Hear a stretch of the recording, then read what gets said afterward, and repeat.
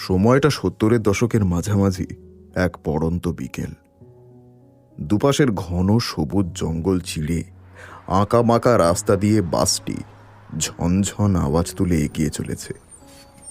ফাঁকা রাস্তা গতি প্রয়োজনের তুলনায় যথেষ্টই বেশি। কখনো সমতলের পিচ উঠে যাওয়া মেঠো রাস্তা, কখনো বা মালভূমির অপেক্ষাকৃত ছোট উপত্যকার পাশের খানাখন্দ পার করে বেখেয়ালি মনে সে এগিয়ে চলেছে নিজ গন্তব্যের উদ্দেশ্যে। জানলা দিয়ে শীতল বাতাস এসে নাড়িয়ে দিয়ে যাচ্ছে আরোহীদের মন প্রাণ। বাসের ভিতরে আবার আরোহীদের মনোরঞ্জনের জন্য বাজছে মেরা নাম জোকার ছবির জনপ্রিয় হিন্দি গান।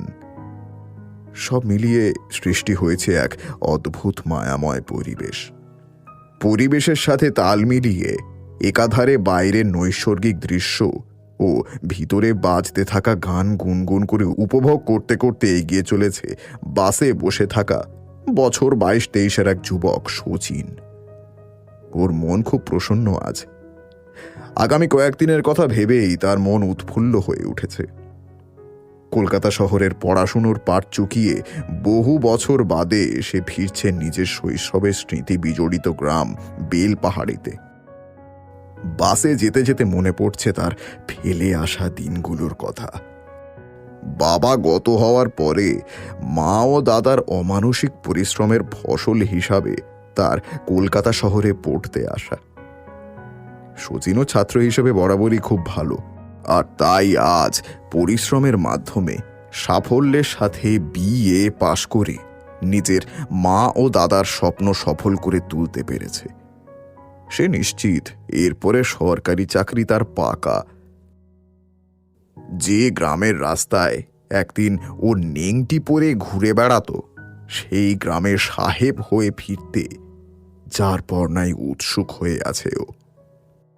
শহর থেকে রওনা হওয়ার আগেই পোস্ট অফিসে ফোন করে ও বাড়িতে খবর পাঠিয়ে দিয়েছে আজকের আসার ব্যাপারে। এখন শুধু সময়ের অপেক্ষা। বাস গ্রামের কাছাকাছি প্রায় চলেই এসেছে। এমনই সময় এক বিকট শব্দ করে বাস দাঁড়িয়ে পড়ল মাঝ রাস্তায়। শচীনের চিন্তায় ছেদ পড়ল।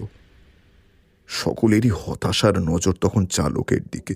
কিছুক্ষণের মধ্যেই তার সহকারী নিচে নেমে দেখে এসে জানালো যে বাসের একটি চাকা পাংচার হয়ে গিয়েছে। এদিকে বাসের গানও বন্ধ হয়ে গেছে। এই শুনে কেউ কেউ বাস থেকে নেমে বিড়ি ফুঁকতে শুরু করলো। কেউ কেউ আবার চারপাশে ঘুরে দেখতেও শুরু করলো। কেউ বা ছোট ব্যাটারি চালিত রেডিওতে গান শোনা শুরু করে দিয়েছে। এসব যে এখানকার প্রায় নিত্য ঘটনা ওর বুঝতে সময় লাগলো না। গ্রামের কাছাকাছি এসে এই ঘটনার দরুন স্বাভাবিকভাবেই সবাই খুব হতাশ হলো। শচীনও হতাশ হলো। সেও অবশেষে বাস থেকে নেমে ড্রাইভারকে জিজ্ঞাসা করল, ও ড্রাইভার দাদা, এই আর কতক্ষণ লাগবে তোমাদের? আসলে আমার বাড়ি রাস্তা থেকে অনেকটা ভিতরে। আমার দাদা বাস স্টপে অপেক্ষা করছে আমার জন্য। সেখান থেকে আমাদের বাড়ি যেতে অনেক সময় লাগবে। তাকে দেখে হতাশ হয়ে বাসের ড্রাইভার জিজ্ঞাসা করল, আপনি কোথায় যাবেন বটে বাবু? আমি বেলপাহাড়ি স্টপে নামবো, সেখান থেকে আরো ভিতরের দিকে আমাদের যেতে হবে। ড্রাইভার ওকে আশ্বস্ত করে বলল, চিন্তা করবেন না বাবু, আধা ঘন্টা তক লাগবে বটে। একবার চালু হয়ে গেলে ও আমি ঠিক ম্যানেজ করে নিব। অগত্যা কি আর করা। এ কথা শুনে ধীর পায়ে সে এগিয়ে গেল রাস্তার পাশ দিয়ে। আশেপাশে শান্ত মনোরম দৃশ্য দুচোখ ভরে উপভোগ করতে করতে নিজের মনেই ভাবল, এখানকার পরিবেশ কত শান্ত ঠান্ডা শহরের চেয়ে। শহরের সবাই শুধুই ইঁদুর দৌড়ে জয়ী হবার জন্য সকাল থেকে রাত অবধি ছুটেই চলে। দুদণ্ড জিরোবার সময় তাদের হাতে নেই। সেখানে গরিব মানুষের জীবনযাত্রা যেন পশুদের থেকেও খারাপ। এইসব কথা ভাবতে ভাবতে সে কিছুটা দূরে জঙ্গলের মধ্যে এগিয়ে এসেছিল। সম্বিত ফিরল সামনে একটা ছোট্ট ঝর্ণা দেখে। ঝর্ণার জলের শব্দ ও তার সৌন্দর্য শচীনকে যেন এক অন্য জগতে নিয়ে গেল। সে দুহাত সামনে প্রসারিত করে চোখ বন্ধ করে ঝর্ণার জলের শব্দ ও সাথে পারিপার্শ্বিক পরিবেশের সৌন্দর্য সুধা পান করার জন্য উদ্যত হল। কিন্তু অন্তর্যামীর বোধহয় অন্যরকম ইচ্ছা ছিল। সেই মুহূর্তেই তার ক্ষণিকের অসাবধানতায় একটা বড় বিপদ ঘটে গেল। সেখানে মাটি একটু নরম ও পিছল থাকায় পা পিছলে গিয়ে সে হড়কে গেল এবং দ্রুত গতিতে নিচের দিকে নামতে লাগলো। বাঁচার চেষ্টায় মরিয়া হয়ে শচীন আশেপাশের লতা গুল্ম ধরে নিজেকে পড়ার হাত থেকে বাঁচাবার চেষ্টা করছিল, কিন্তু জলে ভেজা থাকায় কোনো সুবিধে করে উঠতে পারছিল না। নিচে পড়া যখন অবশ্যম্ভাবী, ঠিক তখনই কারোর কোমল হাতের স্পর্শ পেয়ে সে মুখ তুলে দেখল একটি সরল সোজা সুন্দরী গ্রাম্য মেয়ে তার হাত ধরে আছে। ক্ষণিকের যৌথ প্রচেষ্টাতে শচীন উপরে উঠে পড়ল। তার মুখ দিয়ে কোনো কথা সরছিল না। ও এক দৃষ্টিতে সেই মেয়েটির দিকে তাকিয়ে মনে মনে তার সৌন্দর্যের তারিফ করল। তার মনে হতে লাগলো, এ মেয়ে কোনো মানুষ নয়, এ নিশ্চয়ই পরীদের দেশ থেকে আসা এক পরী, যে আমাকে বাঁচিয়েছে পড়ার হাত থেকে। তার সমস্ত যন্ত্রণা, ব্যথা, বেদনা, দুশ্চিন্তা সব যেন নিমেষেই গায়েব হয়ে গেল। মেয়েটি তার দিকে তাকিয়ে জিজ্ঞাসা করল, ও বাবু, ইকা আপনি এখানে কি করছেন বটে? এত গভীর বনে কিনু এসেছেন আপনি? আর আইসলেনি যখন, তখন চোখ দুটো খোলা রাখবেন নাই? গ্রামের মেয়েটির গ্রাম্য ভাষা বুঝতে অসুবিধা হলো না শচীনের। এখানকার কথ্য ভাষা সেও বিলক্ষণ জানে, যদিও শহরে পড়াশুনো করে ওর কথা বলার ভাষার বদল এসেছে এখন। ও বুঝতে পারলেও কিছুই প্রথমে বলতে পারল না, কারণ ও তখনও সেই মেয়েটির সৌন্দর্যে মুগ্ধ হয়েছিল। কিছুক্ষণ পরে খেয়াল হতে ও উত্তরে বলল যে ও এখানে ঘুরতে ঘুরতে চলে এসেছে, কারণ তাদের বাস খারাপ হয়ে গেছে রাস্তায়। ও বেলপাহাড়িতে নামবে, কিন্তু এখন আধা ঘন্টা হাতে থাকায় ও চারিপাশে দেখতে দেখতে এদিক পানে চলে এসেছে। মেয়েটি নিজে নিজেই বলতে শুরু করলো, আপনারা মানে এই শহুরে বাবুরা যে কি করেন কে জানে বটে। ঘুরতে ফিরতে কেউ বনের ভিতরে আসে নাকি গো? এত সুন্দর জায়গা দেখে আর নিজের লোভ সামলাতে পারিনি, তাই চলে এসেছি এত দূরে। সব সুন্দর জিনিসই ভালো হয় না গো বাবু। এই সাঁঝের বেলায় বন মোটেই ভালো জায়গা নয়। মানে তুমি তুমি কি বলতে চাইছো? কিছু না গো বাবু, সব কথার জবাব হয় না। সব কিছুরই কোনো মানে হয় না বটে। ঠিক আছে, আমি না হয় এখানে ভুল করে চলে এসেছি, কিন্তু তুমি এই সময় এখানে বনের ভিতরে কি করছো? কি যে বলেন বাবু, এটা আমাদের বাড়ির পিছনের বাগান বটে। আমি এখানে রোজ আসি গো বাবু। মানে ঠিক ঠিক বুঝলাম না। এটাই তোমাদের সমস্যা, বুঝলে তো? তোমরা সব কথার মানে খুঁজে বের করতে চাও শুধু। আমার ঘর ওই জঙ্গলের উপারের বস্তিতে। এখানে কাঠ কুড়াইতে আসি আমি। মা বাবা গায়ের লোকের খেতে কাজ করে খায়। এখান থেকে কাঠ নিয়ে কিছু দোকানে বেচি, কিছু ঘরে রাখি, ওই উনুন টুনুন জ্বালাই আর কি। ও দোকানদার বড্ড চোর আছে বটে।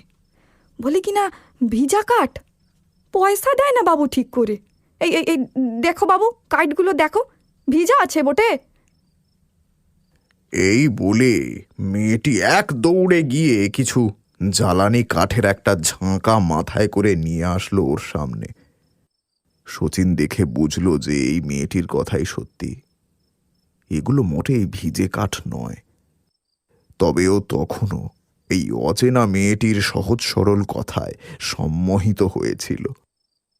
ও চুপ করে শুনছিল, আর মেয়েটি তখনও অনর্গল বকে যাচ্ছিল। এই দিকো, এই তোমার সাথে বক বক করতে গিয়ে আমার কত সময় বয়ে গেল। দেরি করলে মা বকবে বটে। আমি আমি যাই বাবু, আর তুমিও এখান থেকে চলে যাও তাড়াতাড়ি। এই গোধূলি বেলা এখানে থাকা মোটেই ভালো নয় গো বাবু। গোধূলি বেলা মানে? দেখো দেখি, তুমি এটাও জানো না? জানবেই বা কি করে? শহুরে বাবুরা এসব জানে না। মা বলে গোধূলি বেলা হইল দিন আর রাতের মাঝের সময় বটে, যখন সব গরুরা মাঠ থেকে ঘরে ফিরে আসে। এটা হলো সেই সময় যখন নারায়ণ হিরণ্যকশিপু অসুরকে মেরে ফেলেছিলেন। তাই এই সময়ে এখানে থাকা ভালো নয়। এইবারে বুঝলেন? এই বলে মেয়েটি নিজের মাথায় কাঠের ঝাঁকাটা তুলে হাঁটা দিতে উদ্যত হল। শচীন এতক্ষণ ধরে ওর কথা শুনে যাচ্ছিল। বাসের হর্ন দেওয়ার আওয়াজে ওর খেয়াল হলো ওর এবার ফিরে যাওয়া উচিত। যাবার আগে ও মেয়েটিকে একবার জিজ্ঞাসা করলো, অন্তত তোমার নামটা একবার বলে যাও আমাকে, শুনছো? মেয়েটি ঘাড় ঘুরিয়ে এর উত্তরে বলল, আমার নাম হলো বটে। এই বলে ও ইশারাতে ঝর্ণার জলের নিচের শান্ত জলাধারের একপাশে ফুটে থাকা ফুলের দিকে ইশারা করে দেখালো। শচীন ঝুঁকে দেখল সেখানে অনেকগুলো পদ্ম ফুল ফুটে আছে। শচীন মনে মনে ওর বুদ্ধির তারিফ করে হেসে ওর দিকে তাকাতেই মেয়েটি এককাল মিষ্টি হেসে সেখান থেকে বিদায় নিল। শচীনও দ্রুত পদে বাসের দিকে এগিয়ে গেল। বাসের কাছে ফিরতেই দেরি করার জন্য প্রায় সকলের ভৎসনার শিকার হলো। বাসের হেল্পার ওকে জিজ্ঞাসা করলো, এ বাবু, এ কোথায় ছিলেন আপনি? সবাই বসে পড়েছে, আপনার জন্য আজ বড্ড দেরি হয়ে গেল। সেটা আমাদের বইকবে। ও কোনো উত্তর না দিয়ে বাসে নিজের সিটে এসে বসল। ওর মনের ভিতরে তখনও সদ্য সমাপ্ত রোমাঞ্চকর অভিজ্ঞতা ভর করে আছে। মেয়েটির সরল নিষ্পাপ মুখ আর মুখে বলা কথার ফুলঝুরি ওকে মেয়েটির প্রতি আরো বেশি করে আকৃষ্ট করে তুলেছিল। ও সিটের পিছনের দিকে মাথা হেলিয়ে জানলা দিয়ে বাইরের ঠান্ডা হাওয়া খেতে খেতে ফেলে আসা সময়টাকে রোমন্থন করতে করতে এগিয়ে চলল গন্তব্যের উদ্দেশ্যে। শচীনের মনে মেয়েটি কি কোনো জায়গা করে নিচ্ছে? খুঁজতে লাগলো তার দাদা মহেশকে। তার নজরে পড়ল মহেশ একটু দূরে একটা গাছের নিচে দাঁড়িয়ে তার জন্যই অপেক্ষা করছে। দাদাকে দেখে ও এখন নিশ্চিন্ত হলো, কারণ পোস্ট অফিসে ফোন করে ওর আসার খবর দিলেও ও নিশ্চিত হতে পারছিল না যে সেই খবরটা সঠিক সময় তার বাড়িতে পৌঁছাবে কিনা। পুরো গ্রামে শুধুমাত্র পোস্ট অফিসেই একটিমাত্র টেলিফোন আছে। গ্রামের বাইরে থাকা সকলেই ঘরে ফিরতে হলে সেইখানেই ফোন করে পোস্টমাস্টারকে বাড়িতে খবর দেওয়ার কথা বলে দেয়। দাদাকে দেখে ওর মনে আর খুশির সীমা রইল না। ও দৌড়ে গিয়ে দাদার পা ছুঁয়ে প্রণাম করে মহেশকে জড়িয়ে ধরল। এদিকে সন্ধেও ঘনিয়ে এসেছে, তাই ওরা দেরি না করে গরুর গাড়ি করে নিজেদের ঘরের দিকে রওনা দিল। ফেরার পথে সারা রাস্তা জুড়ে মহেশের সাথে অনেক গল্প করলেও অবচেতন মনের কোনো এক কোণায় সেই মেয়েটির মুক্ত ঝরানো হাসি আর কলকলানি যে বাসা বেঁধেছে সেটাও বেশ ভালোই বুঝতে পারছিল। নিজের গ্রামে পৌঁছাতেই অনেকের সঙ্গে দেখা হলো তাদের। সকলেই ওকে দেখে হেসে সাদর অভ্যর্থনা জানালো। অবশেষে ওদের গরুর গাড়ি এসে থামল ঘরের সামনে।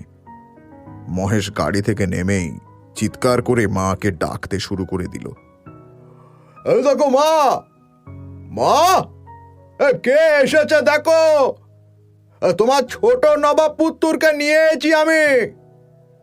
মহেশের আওয়াজ শুনে মা পার্বতী শশব্যস্ত হয়ে এগিয়ে এলেন, আর তার পিছনে পিছনে জাহির হল শচীনের বৌদি অর্থাৎ মহেশের স্ত্রী রমা। এতদিন পরে শচীনকে দেখে তাদের খুশির সীমা রইল না। ও দৌড়ে গিয়ে মায়ের পা ছুঁয়ে প্রণাম করল। এতদিন পরে ছেলেকে কাছে পেয়ে পার্বতীর আনন্দ যেন ধরছিল না। তিনি ওকে বুকের মাঝে জড়িয়ে ধরে আদর করে বললেন, কত বদলে গেছে আমার ছেলেটা। তোর চেহারা এত খারাপ হয়ে গেছে কেন? ওখানে ঠিকমতো খাওয়া দাওয়া করিস না নাকি? মা, তুমিও যেমন। তোমার কি মনে হয় ওখানে লোকেরা খাবার না খেয়ে দিন কাটায়? আসলে খাবার তো পাওয়াই যায়, কিন্তু সেই খাবারে তোমার হাতের সেই স্বাদ যে নেই মা, তাই এমন অবস্থা। সেখানে যতই দৌড়ে বেড়াও না কেন, এই ঘরে তোমার কাছে থাকার মতো শান্তি কি আর কোথাও আছে, তুমিই বলো। থাক থাক, ঢের হয়েছে। আর এত আদিক্ষেতা দেখাতে হবে না। মায়ের খোঁজ নেওয়ার সময় পায় না, আবার এখন মশকরা হচ্ছে। যা দেখি, আগে তাড়াতাড়ি হাত মুখ ধুয়ে নে, আমি খাবারের ব্যবস্থা করছি। সকাল থেকে তো পেটে এক দানাও কিছু পড়েনি বলে মনে হচ্ছে। যা তাড়াতাড়ি। ইয়ে বড় বউ, এই যাও তো, সবার জন্য একটু চা বানিয়ে নিয়ে এসো তাড়াতাড়ি। কথাটি পার্বতী রমার দিকে তাকিয়ে বললেন।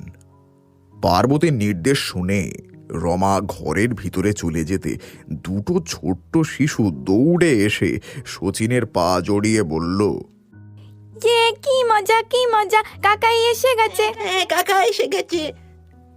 ওরে বাবা, আমাদের বিট্টু আর রানী কত বড় হয়ে গেছে! আমি তো সেই কত ছোট দেখেছিলাম। এই নাও, তোমাদের জন্য কি এনেছি দেখো।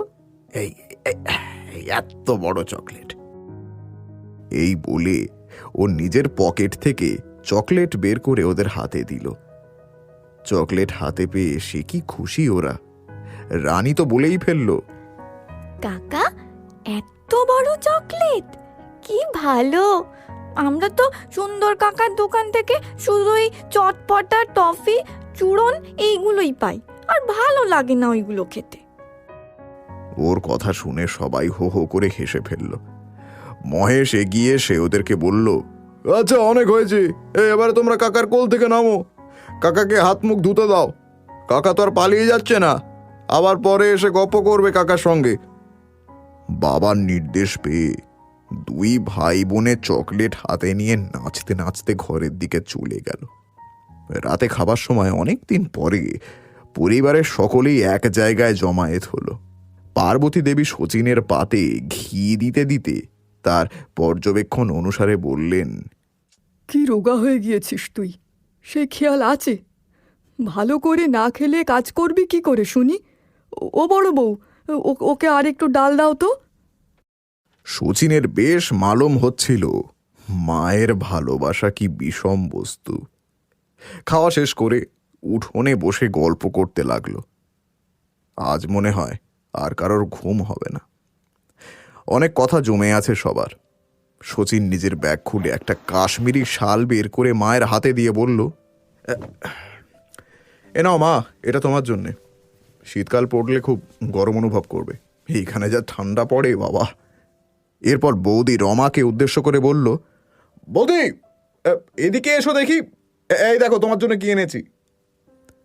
রমা নিজের শাড়ি ঠিক করতে করতে ঘোমটা টেনে লজ্জায় গুটিসুটি মেরে এসে দাঁড়ালো। শচীন তাকে দেখে হেসে ফেলল, উফ বৌদি, তুমিও পারো। হ্যাঁ, আরে আমার কাছে এত লজ্জা পাওয়ার কিছু নেই, তুমি আমার মায়ের মতোই। ছেলের কাছে এরকম অচেনা মানুষের মতন আচরণ কেউ করে নাকি? হ্যাঁ। রমা ওর কথা শুনে এবারে হেসে ফেলল। ও রমার হাতে একটা ভালো শাড়ি আর একটা ভালো তেলের শিশি দিয়ে মজা করে বলল, এই নাও, এই শাড়িটা তুমি পরবে, আর ওই তেল তোমার মাথায় লাগালে চুল একেবারে হেমা মালিনীর মতো হয়ে যাবে। তুমিও না ভাই, এগুলো কেন আনতে গেলে তুমি? আমি এমনিতেও বাইরে সেরম বেরোই না, এগুলো দরকার কি ছিল বলো তো? আরে সে তুমি চিন্তা করো না তো, আমি তখন আছি। তুমি চাইলে আমার সঙ্গে বাইরে বেরোবে, আমি জানি দাদা তোমায় নিয়ে কোথাও ঘুরতে যায় না। এই বলে দাদা মহেশের জন্য একটা পাজামা পাঞ্জাবি সেট বের করে দাদার হাতে দিল। মহেশ সেটা পেয়ে যে খুব খুশি হলো তা তার চোখ দেখেই বোঝা যাচ্ছিল। সে অস্ফুটে বলতে চেষ্টা করলো, এগুলো এগুলো আবার কেন? কেন মানে? হ্যাঁ, আমি জানি তুমি কোনোদিন নিজের জন্য কোনো জিনিস কিনবে না, আর আমার জন্য কম কষ্ট তো তোমরা করোনি দাদা। আজ ভগবান আমায় সুযোগ দিয়েছেন তোমাদের জন্য কিছু করার, তাই এগুলো নিয়ে আমার মনের ইচ্ছে তোমরা পূরণ করো।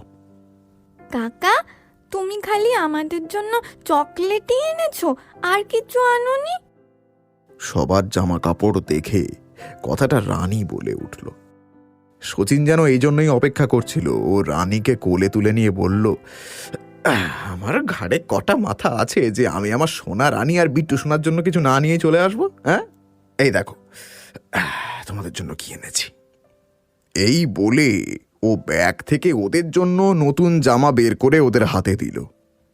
বিট্টু আর রানী সেগুলো পেয়ে যে কি খুশি হলো তা ভাষায় বোঝানো সম্ভব নয়। এবারে মহেশ বলল, মা ঠিকই বলেছে, আমরা যে টাকা ওকে পাঠিয়েছি ও সেগুলো জমিয়ে এইসব কিনে এনেছে, এই জন্যই না খেয়েও এত রোগা হয়ে গিয়েছে। আরে না দাদা, তোমরা আমাকে যা টাকা পাঠিয়েছিলে সেগুলো আমার ওখানে থাকা খাওয়ার জন্যই আমি খরচ করেছি, আর এইসব আমি আমার নিজের উপার্জনের টাকায় কিনে এনেছি। পড়াশুনো ছাড়াও অবসর সময় আমি বেশ কিছু কাজ করেছি শহরে, আর সেই কাজের টাকাগুলো জমেই আমি তোমাদের জন্য এগুলো কিনে এনেছি। কিন্তু আমার জন্য তোমরা সকলে যা করেছো তার তুলনায় এগুলো কিছুই নয়। তবে আর চিন্তা নেই, এখন আমি এসে গেছি, খুব তাড়াতাড়ি আমি সরকারি চাকরি পেয়ে যাব। তখন আর আমাদের কোনো দুঃখ কষ্ট থাকবে না। তোমাদের সব কাজে এবার থেকে আমিও তোমাদের সাহায্য করব। রাতে শুয়ে শুয়ে শচীন সেই মেয়েটির কথাই ভাবছিল। কে সে মেয়ে? এত সুন্দরী, সহজ সরল গ্রামের মেয়ে ও আগে কোনোদিন দেখেনি। যেমন সুন্দর দেখতে, ঠিক তেমনই সুন্দর তার কথা। এত সহজে অনর্গলভাবে কথা বলে যেতে পারে মেয়েটি। শচীন মনে মনে হেসে উঠল। ও বেশ বুঝতে পারছে ওর সারা মন জুড়ে এখন সেই মেয়েটি বিরাজ করছে। আচ্ছা, কি যেন নাম বলেছিল সে? ও সেই জলাশয়ের ভিতরে ফুটে ওঠা পদ্ম ফুলের দিকে ইশারা করেছিল ওর নাম জিজ্ঞাসা করতে। তার মানে ওর নাম কি পদ্ম নাকি পদ্মা? কে জানে। এইসব হাবিজাবি ভাবতে ভাবতে সে ঘুমিয়ে পড়ল। ভোরবেলা ঘুম থেকে উঠে পরিষ্কার হয়েই ও বেরিয়ে গেল ছেলেবেলার বন্ধুদের সঙ্গে দেখা করার জন্য। তার ছোটবেলার বন্ধুরা পাপ্পু, ছোট্টু, বিনয়, জয়, এরা সকলেই খুব খুশি হলো ওকে কাছে পেয়ে। ওরা সবাই দল বেঁধে পুরো গ্রাম চষে ফেলার জন্য বেরোলো। এদিকে বেলা একটু কড়াতেই মনোহর কাকা তার মেয়ে ছুটকিকে নিয়ে হাজির হলেন ওদের বাড়িতে। উঠোনে মহেশকে দেখতে পেয়ে তিনি তাকেই জিজ্ঞাসা করলেন, এই মহেশ, এই বাড়িতে কেউ আছে? মহেশ মনোহর কাকার গলা পেয়েই মুখ তুলে বলল, আরে মনোহর কাকা, আসুন আসুন আসুন। ওর মনে পড়ল বাবার মৃত্যুর পরে এই মনোহর কাকা তাদের যেভাবে সাহায্য করেছে এই দুনিয়ায় সেরকম কেউ করে কিনা সন্দেহ। তাই প্রতিবেশী হওয়া সত্ত্বেও মনোহর কাকা আর তার পুরো পরিবার ওদের কাছে খুব আপন।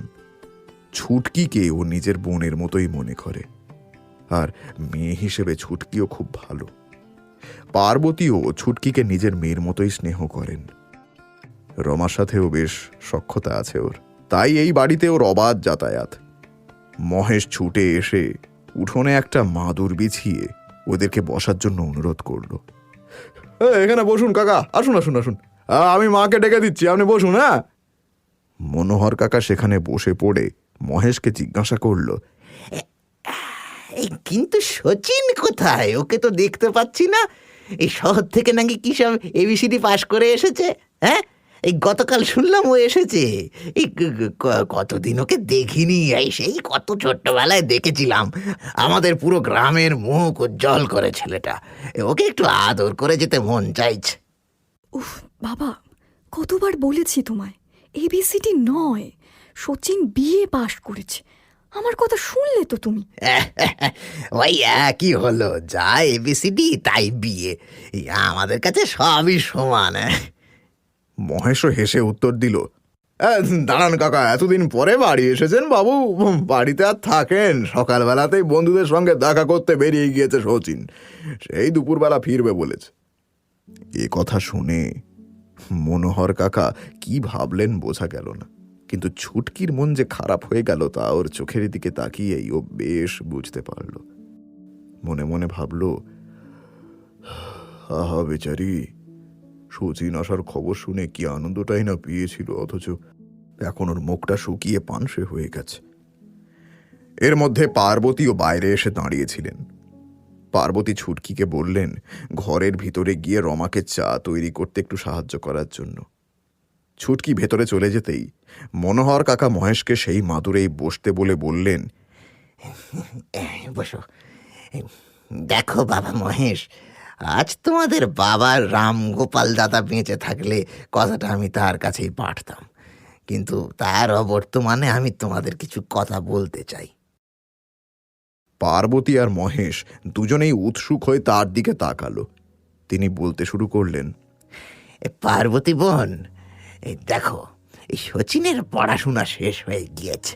খুব অল্প কয়েকদিনের মধ্যেই ও সরকারি চাকরি পেয়ে যাবে বলেই আমাদের সকলের বিশ্বাস। এই অবস্থায় আমি আজকে তোমাদের সামনে আমার মেয়ে ছুটকির সাথে শচীনের বিয়ের কথা পাঠতে এসেছি। আমার মনে হয় ওরা দুজন দুজনকে পছন্দ করে। আমার মা মরা মেয়ে ছুটকি শচীনকে যে পছন্দ করে সে আমার তোমার কারোর অজানা নয়। তাই আমি চাই মৃত্যুর আগে ওদের দুজনের বিয়ে দিয়ে যেতে, তাতে আমিও শান্তিতে মরতে পারি। তা এই ব্যাপারে তোমরা কি ভেবেছো, সেটা জানতেই আমার এখানে আসা। সত্যি বলতে কি মনোহর দাদা, আপনি আমার মুখের কথাটা কেড়ে নিয়েছেন। ছুটকিকে আমাদের পরিবারের সবাই খুব ভালোবাসে। আমি বরং আপনার কাছে গিয়ে ওদের বিয়ের কথাটা পারতুম। ও আমাদের বাড়িতে বউ হয়ে এলে আমি সবচেয়ে বেশি আনন্দ পাবো, বিশ্বাস করুন। পার্বতী সানন্দে কথাগুলো বললেন। এর মধ্যে কখন যে ছুটকি সবার জন্য চা বানিয়ে নিয়ে এসে হাজির হয়েছে সেটা কেউ খেয়াল করেনি। সকলের কথা শুনে ওর কান দুটো লজ্জায় লাল হয়ে উঠল। ও কোনো রকমের চায়ের থালাটা রেখে সোজা ভিতরে দৌড়ে চলে গেল।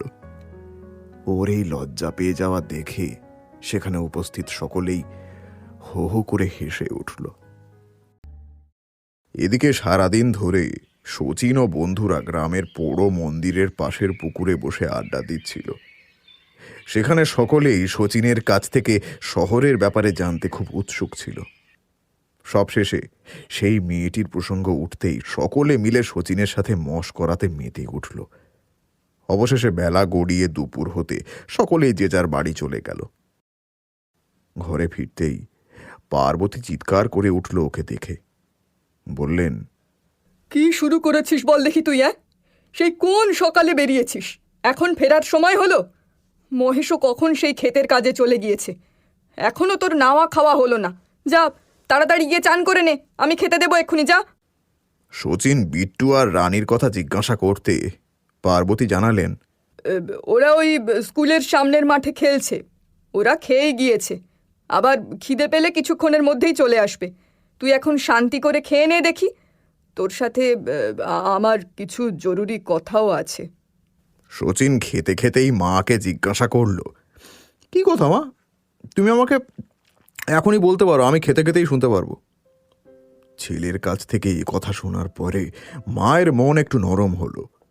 পার্বতী ছেলেকে হাত পাখা দিয়ে হাওয়া করতে করতে বললেন, আজকে সকালে মনোহর কাকা এসেছিলেন তোকে দেখতে,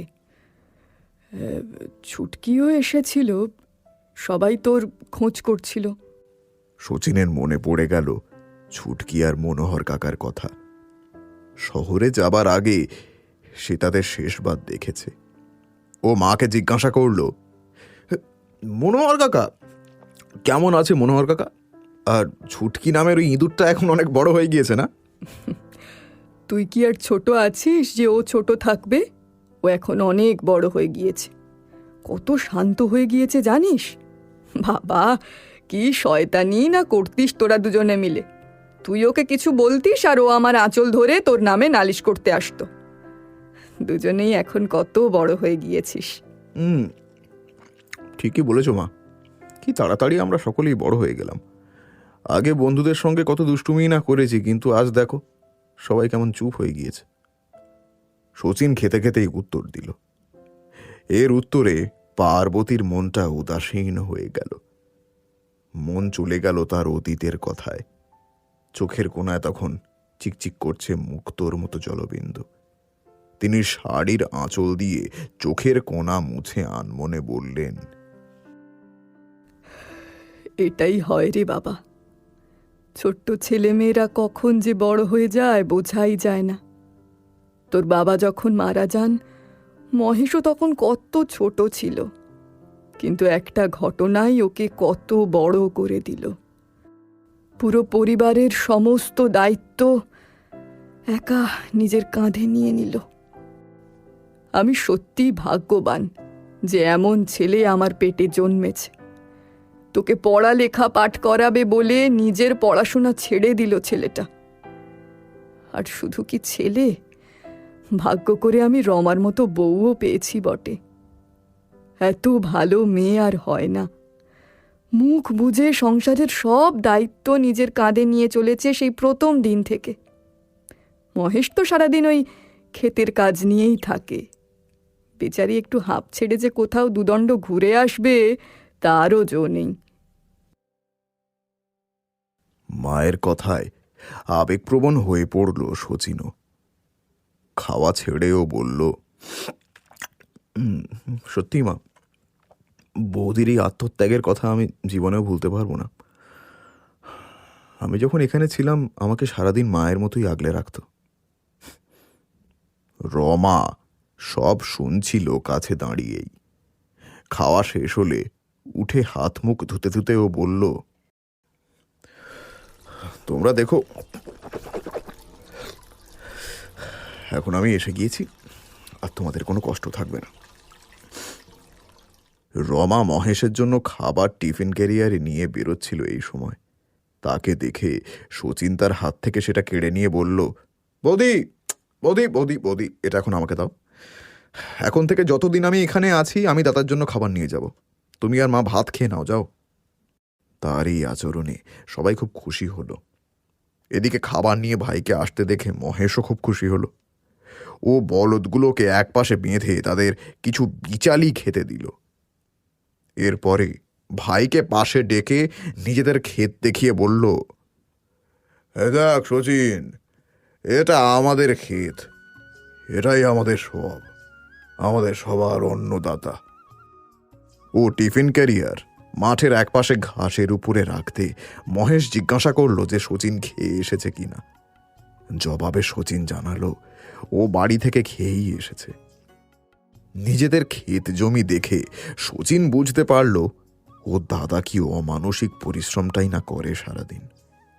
ও দাদাকে উদ্দেশ্য করে বলল, দাদা, এখানে কাজ করতে তোমার তো অনেক পরিশ্রম হয়, তুমি ধীরে ধীরে খাও, আমি ততক্ষণ ওদিকটা দেখি। হ্যাঁ,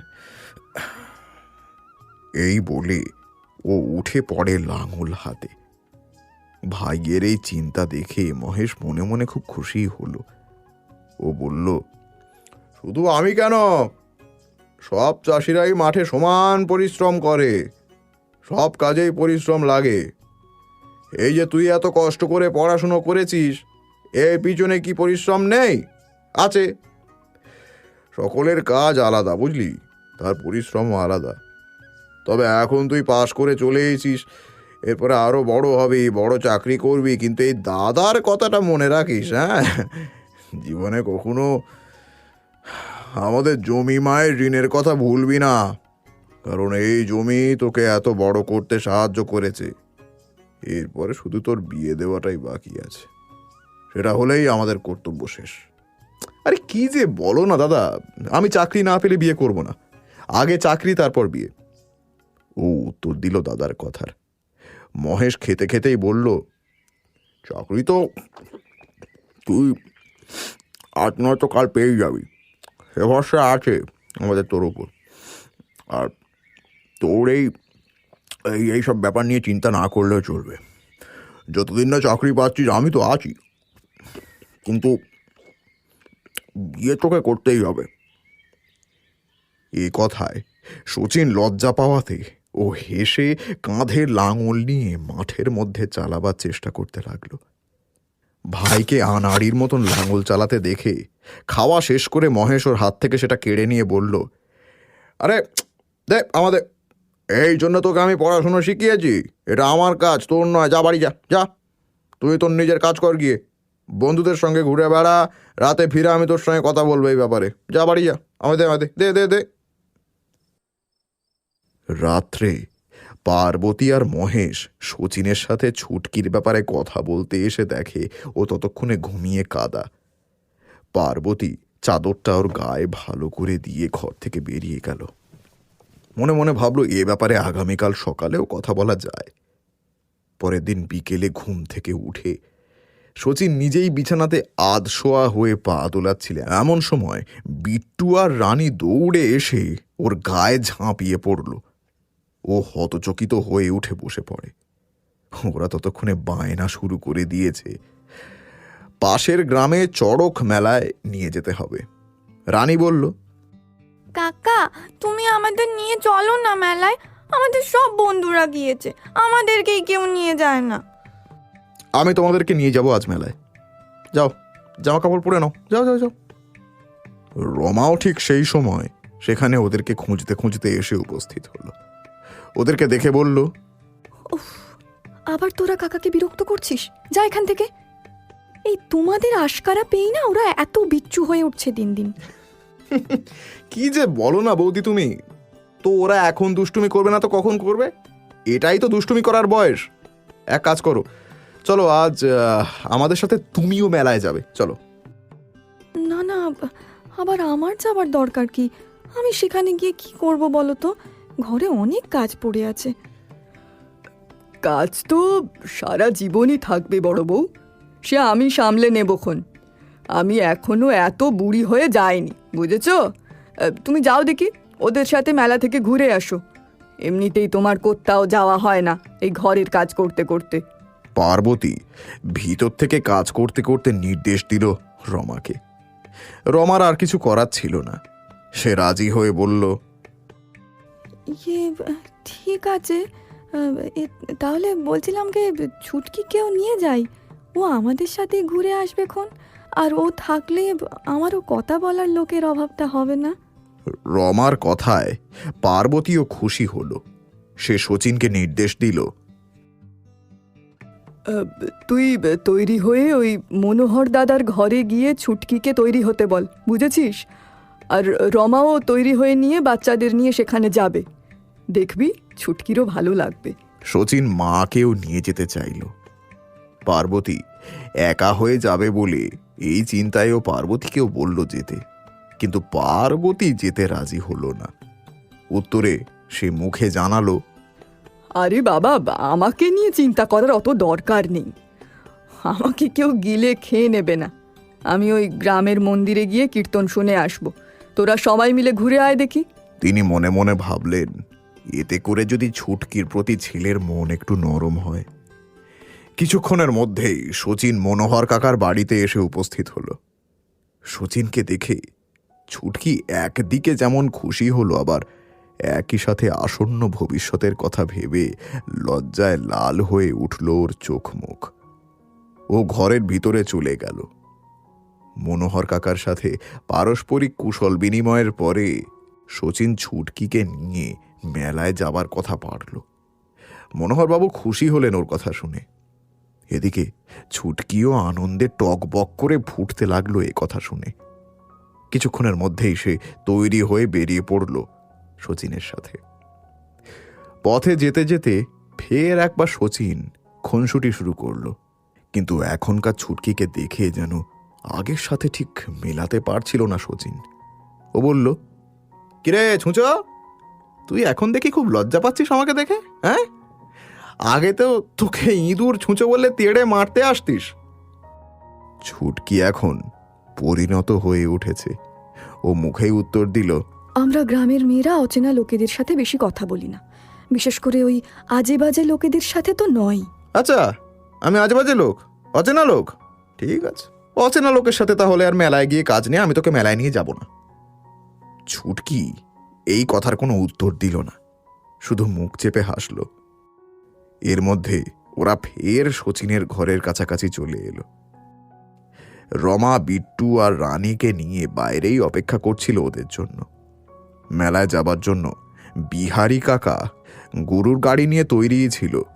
তিনি তাড়া দিচ্ছিলেন, না হলে ফিরতে রাত হয়ে যাবে। শচীন জানতো যে বিহারী কাকার শরীর খারাপ, তাই সে তাকে বুঝিয়ে সুঝিয়ে নিজেই গরুর গাড়ি চালিয়ে নিয়ে যাওয়ার কথা বলল, কিন্তু বিহারী কাকা রাজি হলেন না। বললেন, তুমি পারবে নাই বাবু, শহর থেকে আসিছ, এটা তোমার কাজ নয়। শচীন স্পষ্টতই হতাশ হলো বিহারী কাকার কথা শুনে। ও বলতে বাধ্য হলো, আরে তোমরা সবাই আমাকে এরম পর পর করে দেখছো কেন বলো তো? হ্যাঁ, আমি তো এই গ্রামেই থাকতাম, কয়েকদিন শহরে গিয়েছিলাম বলে কি আমি বদলে গিয়েছি? হ্যাঁ, আমি এখানকার সব কিছু জানি, গাড়ি আমি চালিয়ে নিয়ে যাব। এই বলে ও গাড়িতে উঠে বসলো। এরপরে বিহারি কাকাও আর কিছু বলতে পারল না ওকে। সকলেই একে একে গরুর গাড়ির ছাউনির মধ্যে উঠে বসলো। শচীন হ্যাট হ্যাট করতে করতে গাড়ি ছেড়ে দিল। মেলায় পৌঁছে ওরা সবাই মিলে অনেক মজা করল। নাগরদোলা চেপে ঘুগনি চাট খেয়ে সকলে পুরো মেলার মাঠ চষে ফেলল। সব শেষে রমা ছুটকি বাচ্চাদের সঙ্গে নিয়ে চুড়ির দোকানে গিয়ে হাজির হলো। শচীন দূরে দাঁড়িয়ে থেকে ওদের দরাদরি দেখে বিরক্ত হয়ে উঠল। অবশেষে ও ভাবল মেলার অন্য দিক থেকে একটু ঘুরে আসার কথা। যেমন ভাবা তেমন কাজ। ও ছুটকিদের কেনা হয়ে গেলে সেখানেই অপেক্ষা করার কথা বলে হেঁটে হেঁটে কিছু দূর এগিয়ে এলো। আচমকা কিছুটা দূরেই ও দেখতে পেল সেই মেয়েটিকে। সেই মেয়েটিও ওকে দেখেছিল, কিন্তু ওকে দেখেই সে হাঁটা লাগালো।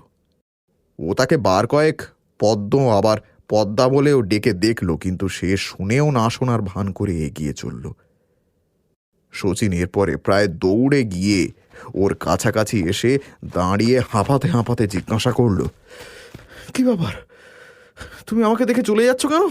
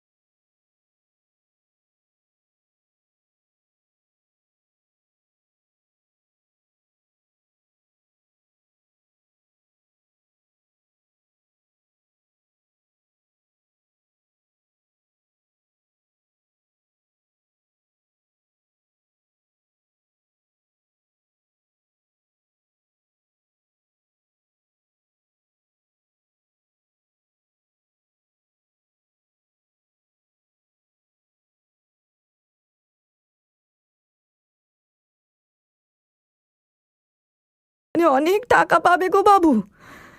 আমি আর বাঁচবো নি, আমি মরেই যাবো ঠিক করেছি। না না, তুমি এসব কিছুই করবে না, এসব একদম করবে না। ভগবান আমাদেরকে পৃথিবীতে পাঠিয়েছেন, এইসব কথা বলাও পাপ। না না না না না।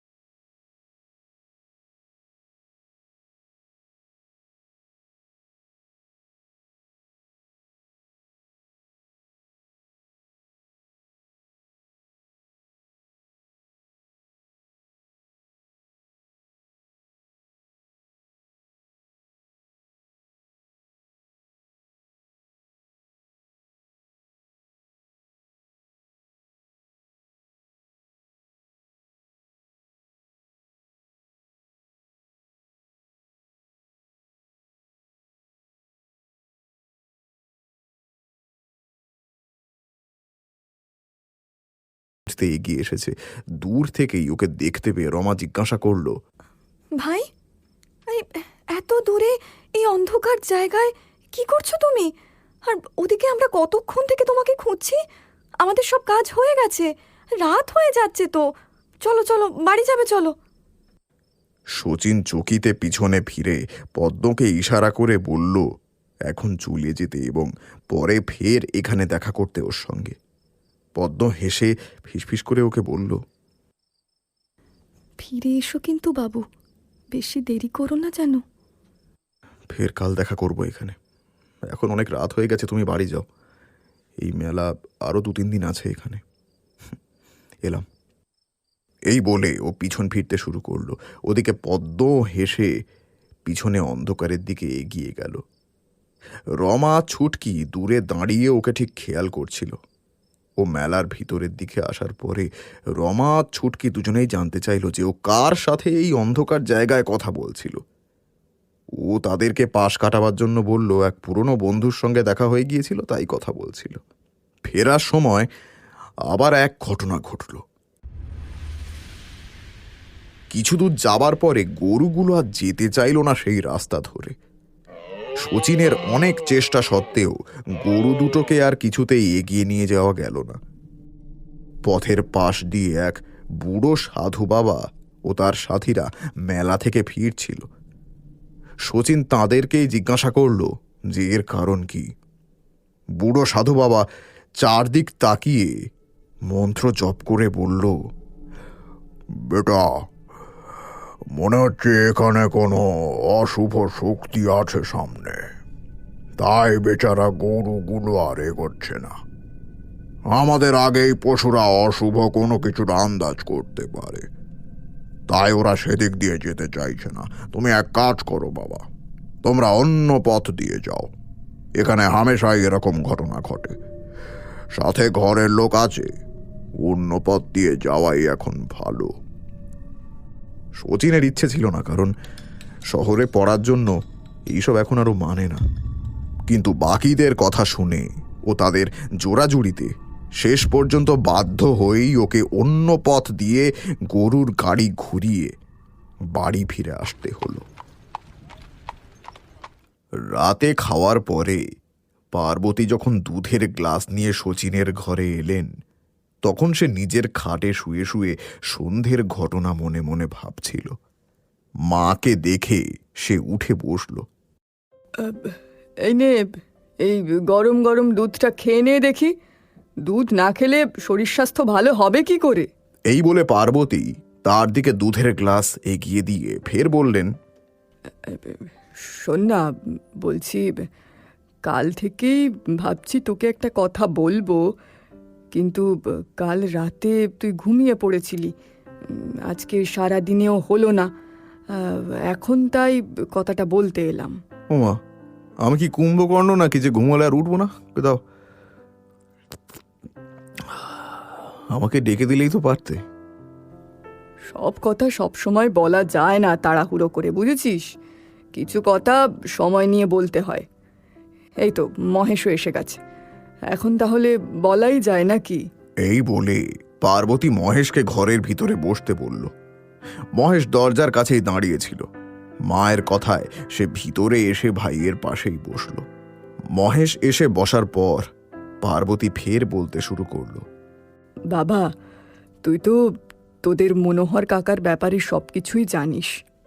তোদের বাবা মনোহর কাকাকে নিজের ভাইয়ের মতোই ভালোবাসতেন, আর তিনি মারা যাবার পরে মনোহর দাদাও আমাদের প্রতি যা করেছেন তার নতুন করে বলে বোঝানো যাবে না। তোদের মনোহর কাকা না থাকলে মহেশ জমিতে চাষও করতে পারতো না। এছাড়া সময়ে অসময়ে পয়সা কড়ি দিয়ে আমাদের অনেক উপকার করেছেন। তিনি আমাদের পাশে না থাকলে আমাদের যে কি হতো সেটা আমি ভেবেই পাই না। সে তো আমি জানি মা, ফের আমাকে এসব বলার মানেটা কি? আমি তো কিছুই বুঝতে পারছি না। আমিও তো মনোহর কাকাকে বাবার মতোই সম্মান করি। সে আমি জানি বাবা, আগে পুরো কথাটা শোন, তারপরে বলবি। এখন তোরা না বড্ড তড়বড় করিস, বুঝেছিস তো? আমি এখানে মনোহর কাকার মেয়ে ছুটকির কথা বলছি।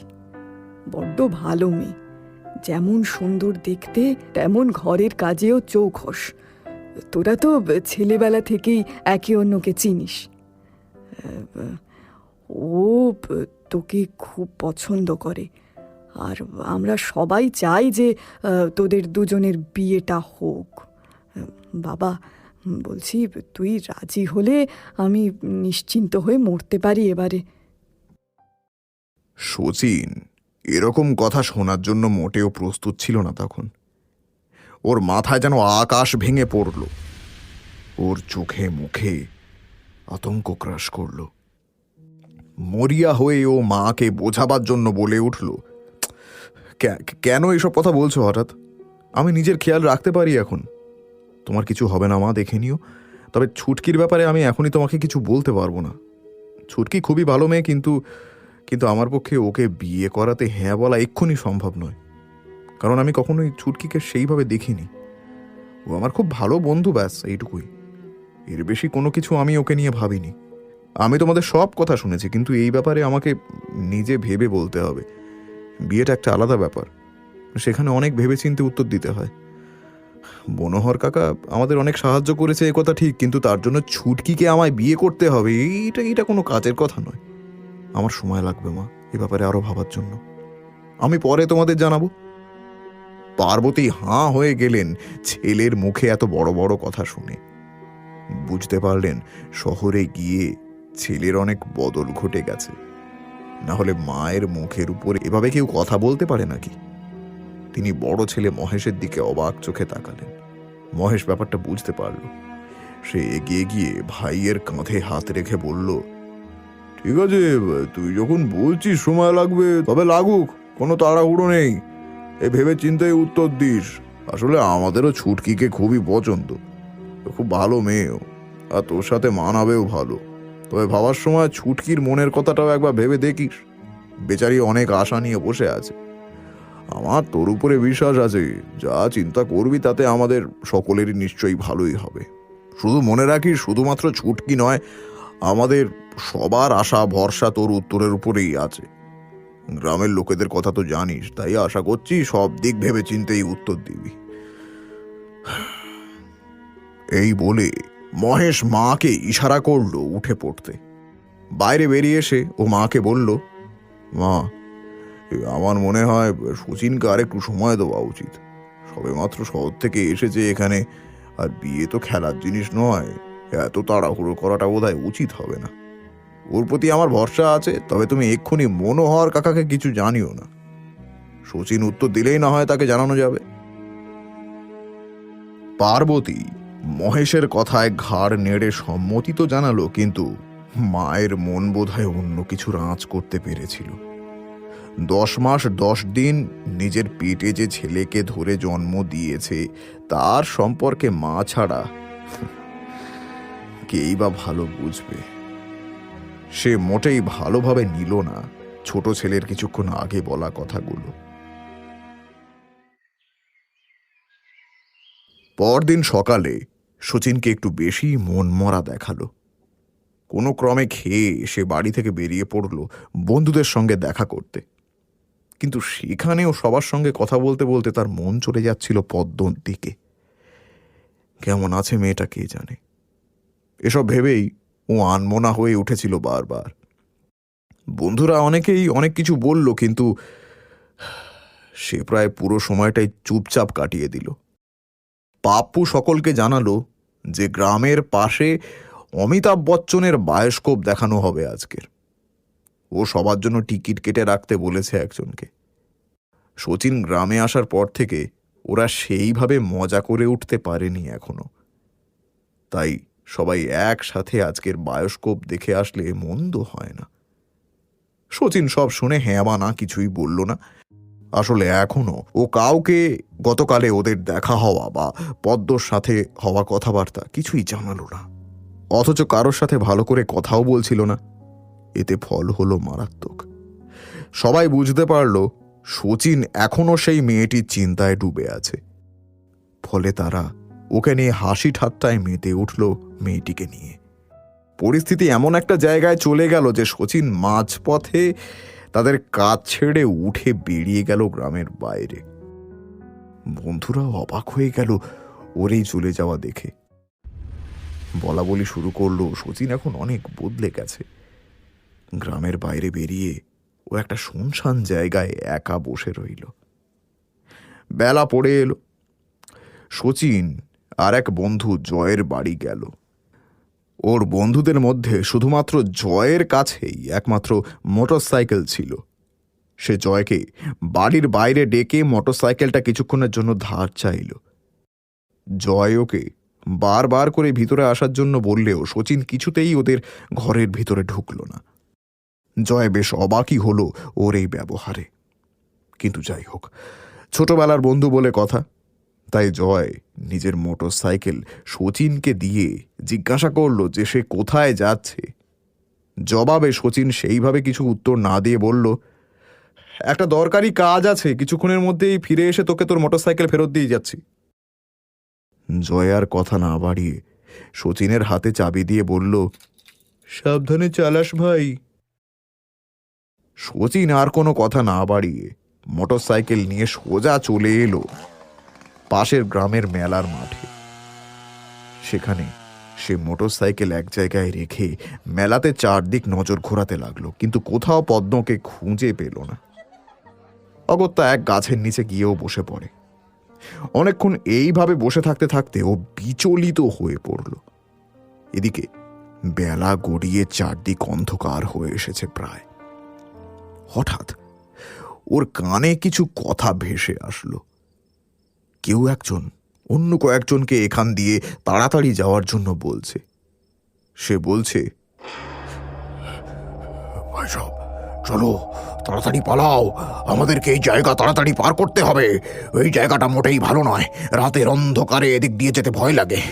সবাই বলে ওদিকে ভূত পেতনির বাস। আমাকে একজন বলেছিল এখানে 2 গ্রামের মধ্যে মারপিটে বহু লোক মারা যায়, তাদের দেহ ওইসব জঙ্গলে ছুঁড়ে ফেলে দেওয়া হয়েছিল।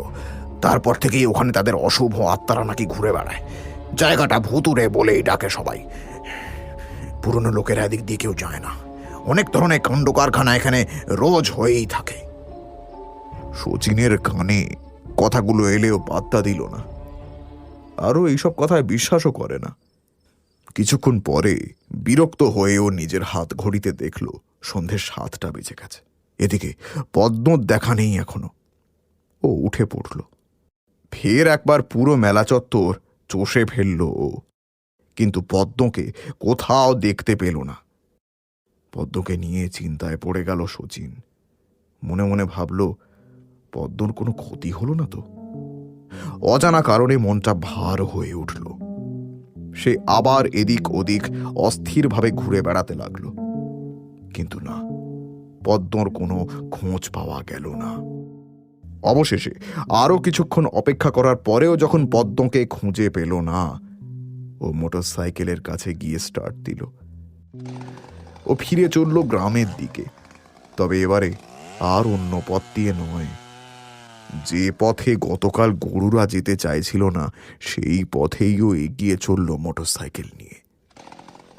কিছু দূর এগোবার পরেই ও কারোর কান্নার আওয়াজ পেল। কেউ যেন চাপা স্বরে কেঁদে চলেছে এই নির্জন জায়গায়। ওর মন কৌতূহলে ভরে উঠল। ও মোটরসাইকেল একপাশে রেখে কান্নার শব্দের উৎস খুঁজতে শুরু করে দিল। কিছুটা এগিয়েই জঙ্গলের কাছে গিয়ে দেখতে পেল কেউ একজন একটা গাছের তলায় বসে চাপা স্বরে কেঁদে চলেছে। অন্ধকারে ভালো করে বোঝা যাচ্ছে না, তবুও এগিয়ে গিয়ে এটুকু বুঝতে অসুবিধে হলো না যে কেউ একজন মুখ নিচু করে 2 হাঁটুর মাঝখানে রেখে একভাবে কেঁদে চলেছে। শচীন তার দিকে ধীরে ধীরে এগিয়ে গেল।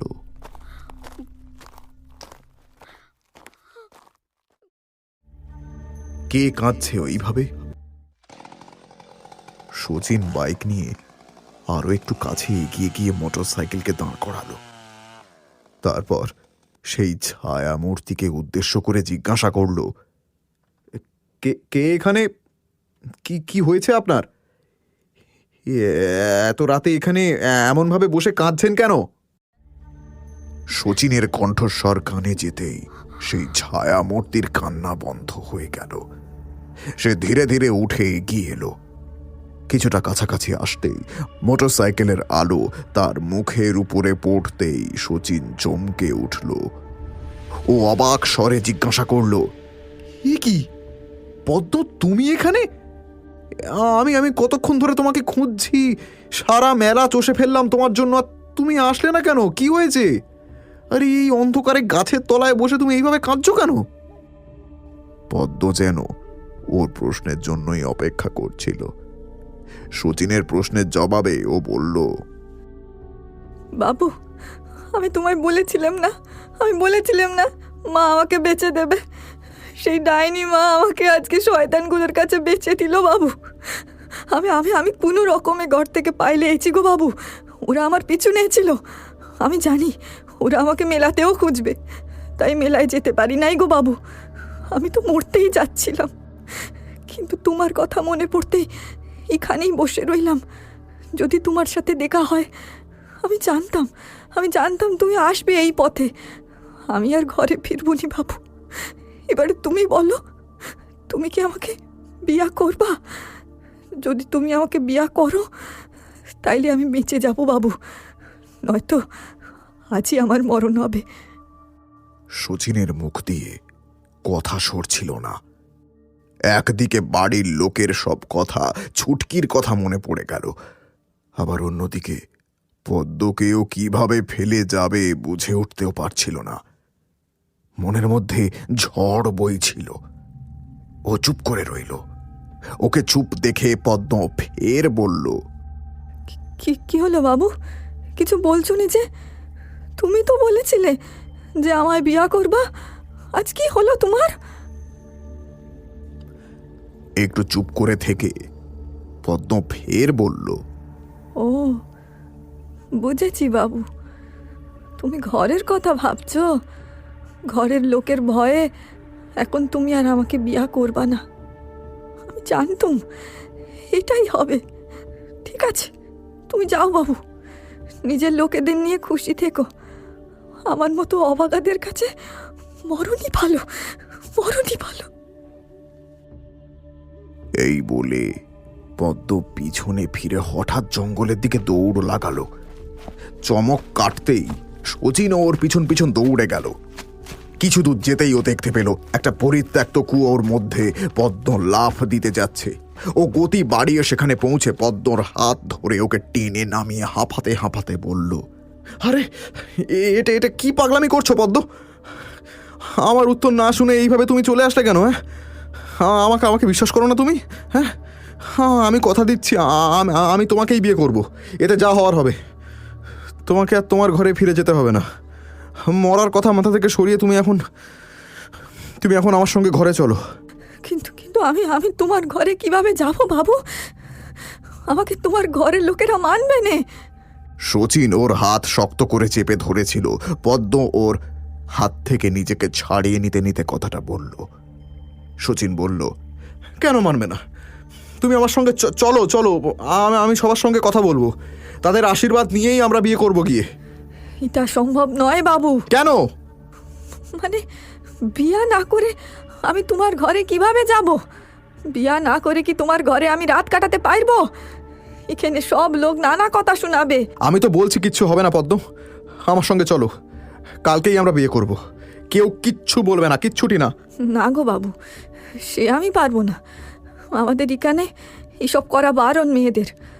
আমাদের ঘরের অনেক নিয়ম আছে। আরে রাখো তো তোমাদের নিয়ম। যে ঘরে আর ফিরবে না সেই ঘরে নিয়ম মেনে আর কি হবে? হ্যাঁ, তা নয় গো বাবু, আরও কারণ আছে। কুলদেবীর বারণ আছে আমাদের। এতে আমাদের কুলদেবীর রাগ হবে, আর তার রাগ হলে খুব ভয়ানক বাবু। একবার কুলদেবী রেগে গেলে বান মারবে, তখন কেউ আর ভালো থাকতে পারবে নি গো বাবু। আমি তোমাকে হারাতে চাই না বাবু, তাই বলছি তোমাকে আগে আমাকে বিয়া করো, ফের আমি তোমার সাথে তোমার ঘরে গিয়ে থাকবো, না হলে নয়। এ তো মহা মুশকিল। পদ্ম, একবার ভেবে দেখো, একে তো অনেক রাত এখন, আশেপাশের কোথাও কোনো মন্দিরও নেই, পুরোহিতও নেই। তার উপরে আজকের আবার অমাবস্যা। কে আমাদের বিয়ে দেবে এখন? একটু বোঝার চেষ্টা করো তুমি। বাবু, ওখানে ওই শয়তানগুলো আমাকে ধরার জন্য বসে আছে, আর তুমি এখন অমাবস্যা নিয়েছো। ঠিক আছে, যদি আমার কথা না শুনো তাহলে আর আমার পিছু আসার দরকার নেই। আমি তোমার ঘর বিয়া না করে যাবো না, তুমি চলে যাও। আচ্ছা বাবা, ঠিক আছে, আমি রাজি, কিন্তু কোথায় বিয়ে করব আমরা? ওই যে ওই ওই ওই দূরে যেথায় তোমার সাথে আমার দেখা হয়েছিল শুরুর দিনে, ওইখানেই আমাদের জাতের একটা মন্দির আছে, আমাদের কুলদেবীর মন্দির। চলো আমরা সেটাই যাই, সেটাই গিয়ে আমরা বিয়া করি। কিন্তু সে তো অনেক দূরে, এখন সেখানে যাব কিভাবে? আর তুমি তো বলেছিলে সেখানে রাতের বেলায় যাওয়া ভালো নয়। আরে আমি তো আছি তোমার সাথে, চিন্তা কিসের? কিছু হবে না গো বাবু, বিয়া করতে গেলে ওইখানেই করা যাবে এখন। আর এই জঙ্গলের ভিতর দিয়ে একটা সোজা পথ আছে, আমার পিছু পিছু এসো, তাড়াতাড়ি পৌঁছে যাব। এই কুলদেবীর সামনে আমরা বিয়ে করব। কুলদেবী খুশি হলে কোনো কিচ্ছু খারাপ হবে না, তুমি দেখে নিও বাবু। এই বলে পদ্ম হাঁটা শুরু করে দিল। অগত্যা শচীনও তার পিছু পিছু এগিয়ে চলল গভীর জঙ্গলের দিকে। কিছুক্ষণের মধ্যেই তারা সেইখানে পৌঁছে গেল যেখানে সেই ঝর্ণাটা দেখেছিল প্রথম দিন। সেখানে আর একটু দূরে একটা গুহার মতো কিছু একটাতে পদ্মকে ঢুকে যেতে দেখে শচীনও তার পিছু পিছু সেই গুহার পিছনে গিয়ে ঢুকল। গুহার ভিতরে ঢুকে শচীন যেন একটু আলো দেখতে পেল। ভিতরে একটা প্রদীপ টিমটিম করে জ্বলছিল, আর তার সামনে ছিল বিকট আকৃতির এক ভয়াল নারী মূর্তি। নারী মূর্তির চাহনি দেখে শচীনের মনে হলো যেন এক্ষুনি সেই মূর্তি তাকে গিলে খেয়ে নেবে। টকটকে লাল রঙের চোখ দেখে ও ভয় পেয়ে গেল। ও চোখ অন্যদিকে করতেই ওর চোখে পড়ল দুটো গাঁদা ফুলের মালা আর একটা সিঁদুরের কৌটো ওখানে আগে থেকেই রাখা আছে। ও অবাক হয়ে পদ্মকে জিজ্ঞাসা করলো সেগুলোর ব্যাপারে। জবাবে পদ্ম ওকে বোঝালো আগের দিনের কথা শুনে ও নিজেই এইগুলো এখানে সব রেখে গিয়েছিল। এর উত্তরে শচীন আরো অবাক হলো, কারণ গাঁদা ফুলের মালা দুটোকে দেখে কোনোভাবেই বাসি বলে মনে হচ্ছিল না। এদিকে সেখানে ঢুকেই পদ্ম নিজের কাজ শুরু করে দিয়েছিল। ও শচীনকে তাড়া দিয়ে বলল ও যা যা করছে শচীনও যেন সেগুলোই ওকে দেখে দেখে করে। শচীন কিছুই বুঝতে পারছিল না, তবুও পদ্মর কথা শুনে তার নির্দেশ পালন করে যাচ্ছিল শুধু। মালা পরানো হয়ে গেল। পদ্ম সিঁথিতে সিঁদুর পরিয়ে দিতেই পদ্মর চোখ দুটো কেমন যেন টকটকে লাল হয়ে আলোর ঝিলিক দিয়ে উঠল। মুখে ফুটে উঠল এক আশ্চর্য মিটমিটে হাসি, কিন্তু পরক্ষণেই আবার সব আগের মতো হয়ে গেল। পদ্ম শচীনের হাত ধরে বলল, আমাদের বিয়া হয়ে গেল বাবু, এখন আর কেউ আমাদের আলাদা করতে পারবে না। 7 জনম ধরে এখন আমি শুধু তোমার আর তুমি আমার। আমাদের কুলদেবী খুব খুশি হয়েছে গো বাবু, এখন থেকে সব ভালো হয়ে যাবে দেখো। এই বলে ও নিজের আর শচীনের হাতের তালু নিজের নখ দিয়ে ছিঁড়ে সেখান থেকে কয়েক বিন্দু রক্ত নিয়ে একসাথে মিলিয়ে কুলদেবীর পায়ের কাছে তিলক কেটে আশীর্বাদ নিল। শচীন সব দেখছিল, কিন্তু কেন কি জানে ও কিছু বলার ভাষা হারিয়ে ফেলেছিল। সব হয়ে গেলে এরপরে ওরা দুজনে ফের আগের জায়গায় ফিরে এলো। মোটরসাইকেল সেখানে পড়েই ছিল। শচীন পদ্মকে পিছনে বসিয়ে মোটরসাইকেল স্টার্ট করে গ্রামের দিকে রওনা দিল। এদিকে রাত 10টা হয়ে গেলেও শচীন ঘরে না ফেরায় বাড়ির সকলে চিন্তায় পড়ে গেল। পার্বতী একবার ঘরে একবার বাইরে অস্থিরভাবে পায়চারি করছিলেন। মহেশ গ্রামে শচীনের সমস্ত বন্ধুকে ওর সম্পর্কে জিজ্ঞাসা করতে গেল। সেখান থেকে ও শচীনের তাদের সাথে ছেড়ে হঠাৎ করে চলে যাওয়ার সম্পর্কে জানতে পারল। অবশেষে ও ঘরে ফিরে এলো, কিন্তু কিছুক্ষণ পরে শচীনের বন্ধু জয় ওদের বাড়ি এসে জানালো যে শচীন ওর মোটরসাইকেল নিয়ে গেছে বিকেলের দিকে। কিন্তু এখনো শচীন ঘরে না ফেরায় জয় দুশ্চিন্তায় এখানে এসেছে। কিছুক্ষণ অপেক্ষা করার পর জয়ও নিজের ঘরের দিকে ফিরে গেল।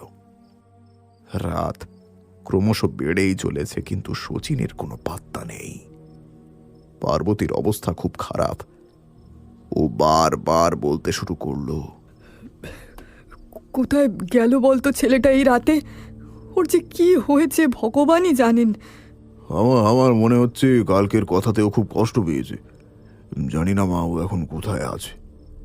আমাদের আরো সময় নিয়ে ওর সঙ্গে কথা বলার দরকার ছিল হয়তো। এদিকে মনোহর কাকা ও ছুটকিও এই খবর শুনে ওদের ঘরে ছুটে এলো। মনোহর কাকা সব শুনে আশেপাশের বিভিন্ন জায়গায় ওর খোঁজ করতে শুরু করলেন। ছুটকি, পার্বতী আর রমার পাশে বসে এক মনে ভগবানের কাছে শচীনের জন্য প্রার্থনা করতে লাগলো।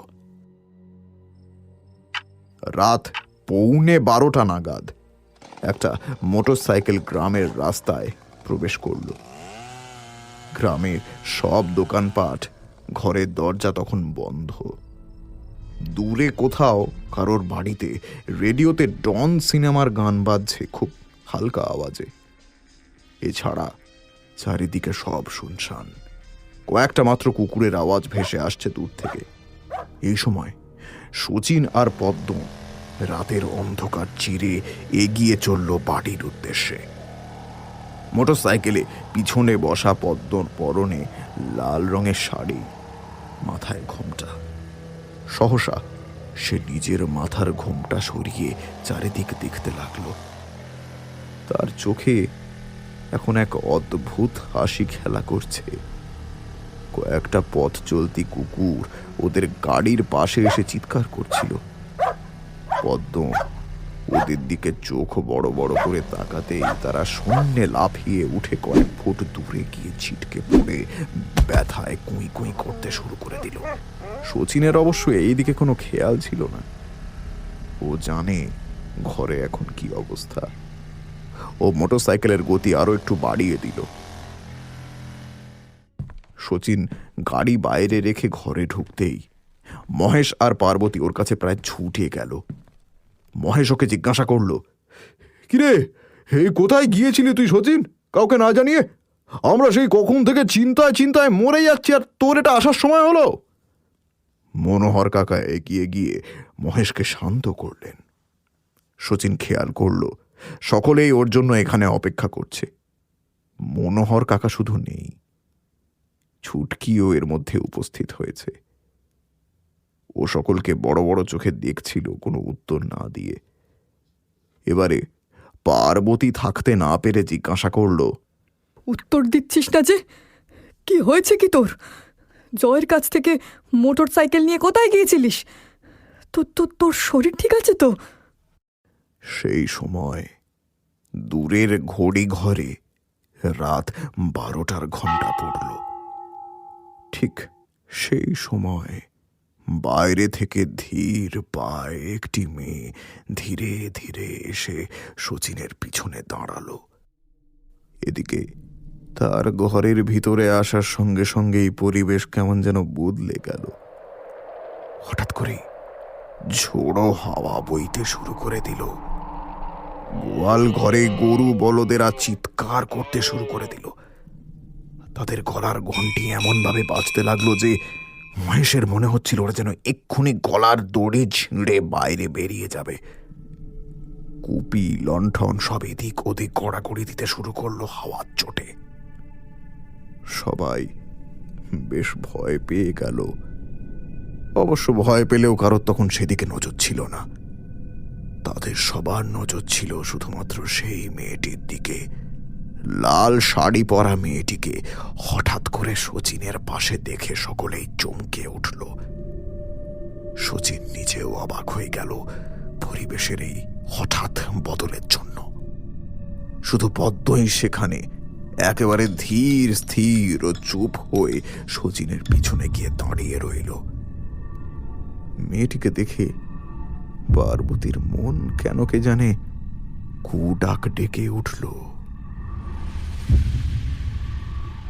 পিছনে এসে দাঁড়ানো মেয়েটিকে দেখে সবার চোখ মুখ ফ্যাকাশে হয়ে গেল।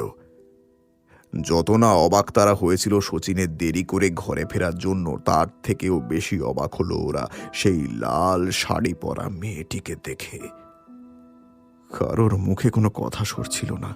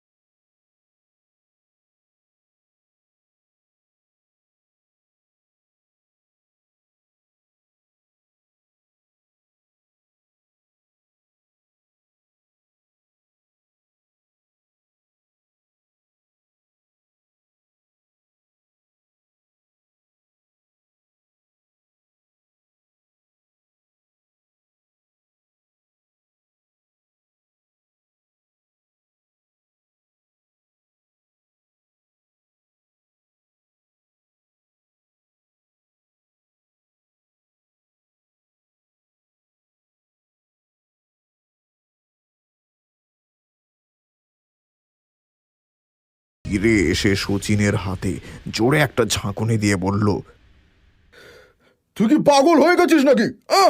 কি সব উল্টো পাল্টা কথা বলছিস? বিয়ে করেছিস মানে? আগে আমাদেরকে জানাবার প্রয়োজন বোধ করলি না? এই বলে ও পদ্মর দিকে সন্দেহের চোখে তাকালো। শচীন জবাবে বলল, দাদা আমি ঠিকই বলছি। এই কিছুক্ষণ আগেই আমি আর পদ্ম দুজনে বিয়ে করেছি। আমি পদ্মর ব্যাপারে আগেই বলবো ভেবেছিলাম, কিন্তু মা আর তুমি ছুটকির কথা বলা শুরু করাতে আমি ভয় পেয়ে গিয়েছিলাম। ভেবেছিলাম পরে বলবো তোমাদেরকে বুঝিয়ে। পদ্মকেই বিয়ে করতাম কিন্তু পরে, কিন্তু হঠাৎ করে আজকেই বিয়ে করতে হলো। কারণটা মারাত্মক। এমন একটা ঘটনা ঘটেছে যে আমাকে আজকেই বিয়ে করে নিতে হয়েছে পদ্মকে। এছাড়া আর কোনো রাস্তা ছিল না দাদা। কারণটা আমি তোমাদেরকে বুঝিয়ে বলবো সব পরে। এ কথা নিজের ভাইয়ের মুখে শোনার পরে মহেশের আর কিছু করার ছিল না। সে চুপ করে রইল। শচীন এবারে মায়ের দিকে তাকালো। পার্বতী তখনও উঠোনের একটা টুলের উপরে বসেছিলেন। শচীন তাঁর কাছে গিয়ে তার হাঁটু মুড়ে বসে মায়ের কোলে মাথা রেখে বলল, মা আমি জানি আমি তোমাকে খুব কষ্ট দিয়েছি। আমার জন্য এত কষ্ট করেছো তোমরা, কিন্তু তার বদলে আমি তোমাদেরকে শুধুই কষ্ট দিয়েছি। শুধু বলতে চাই এই কাজটা আমি ইচ্ছে করে করিনি, পরিস্থিতির জন্য এই কাজ করতে হয়েছে। আমার উপরে রাগ করে থেকো না মা। পুরো কথাটা শুনলেই বুঝতে পারবে, বিশ্বাস করো। এছাড়া আমার আর কোনো উপায় ছিল না। ছেলের কাতর আবেদনে বোধহয় একটু মন গড়ল মায়ের।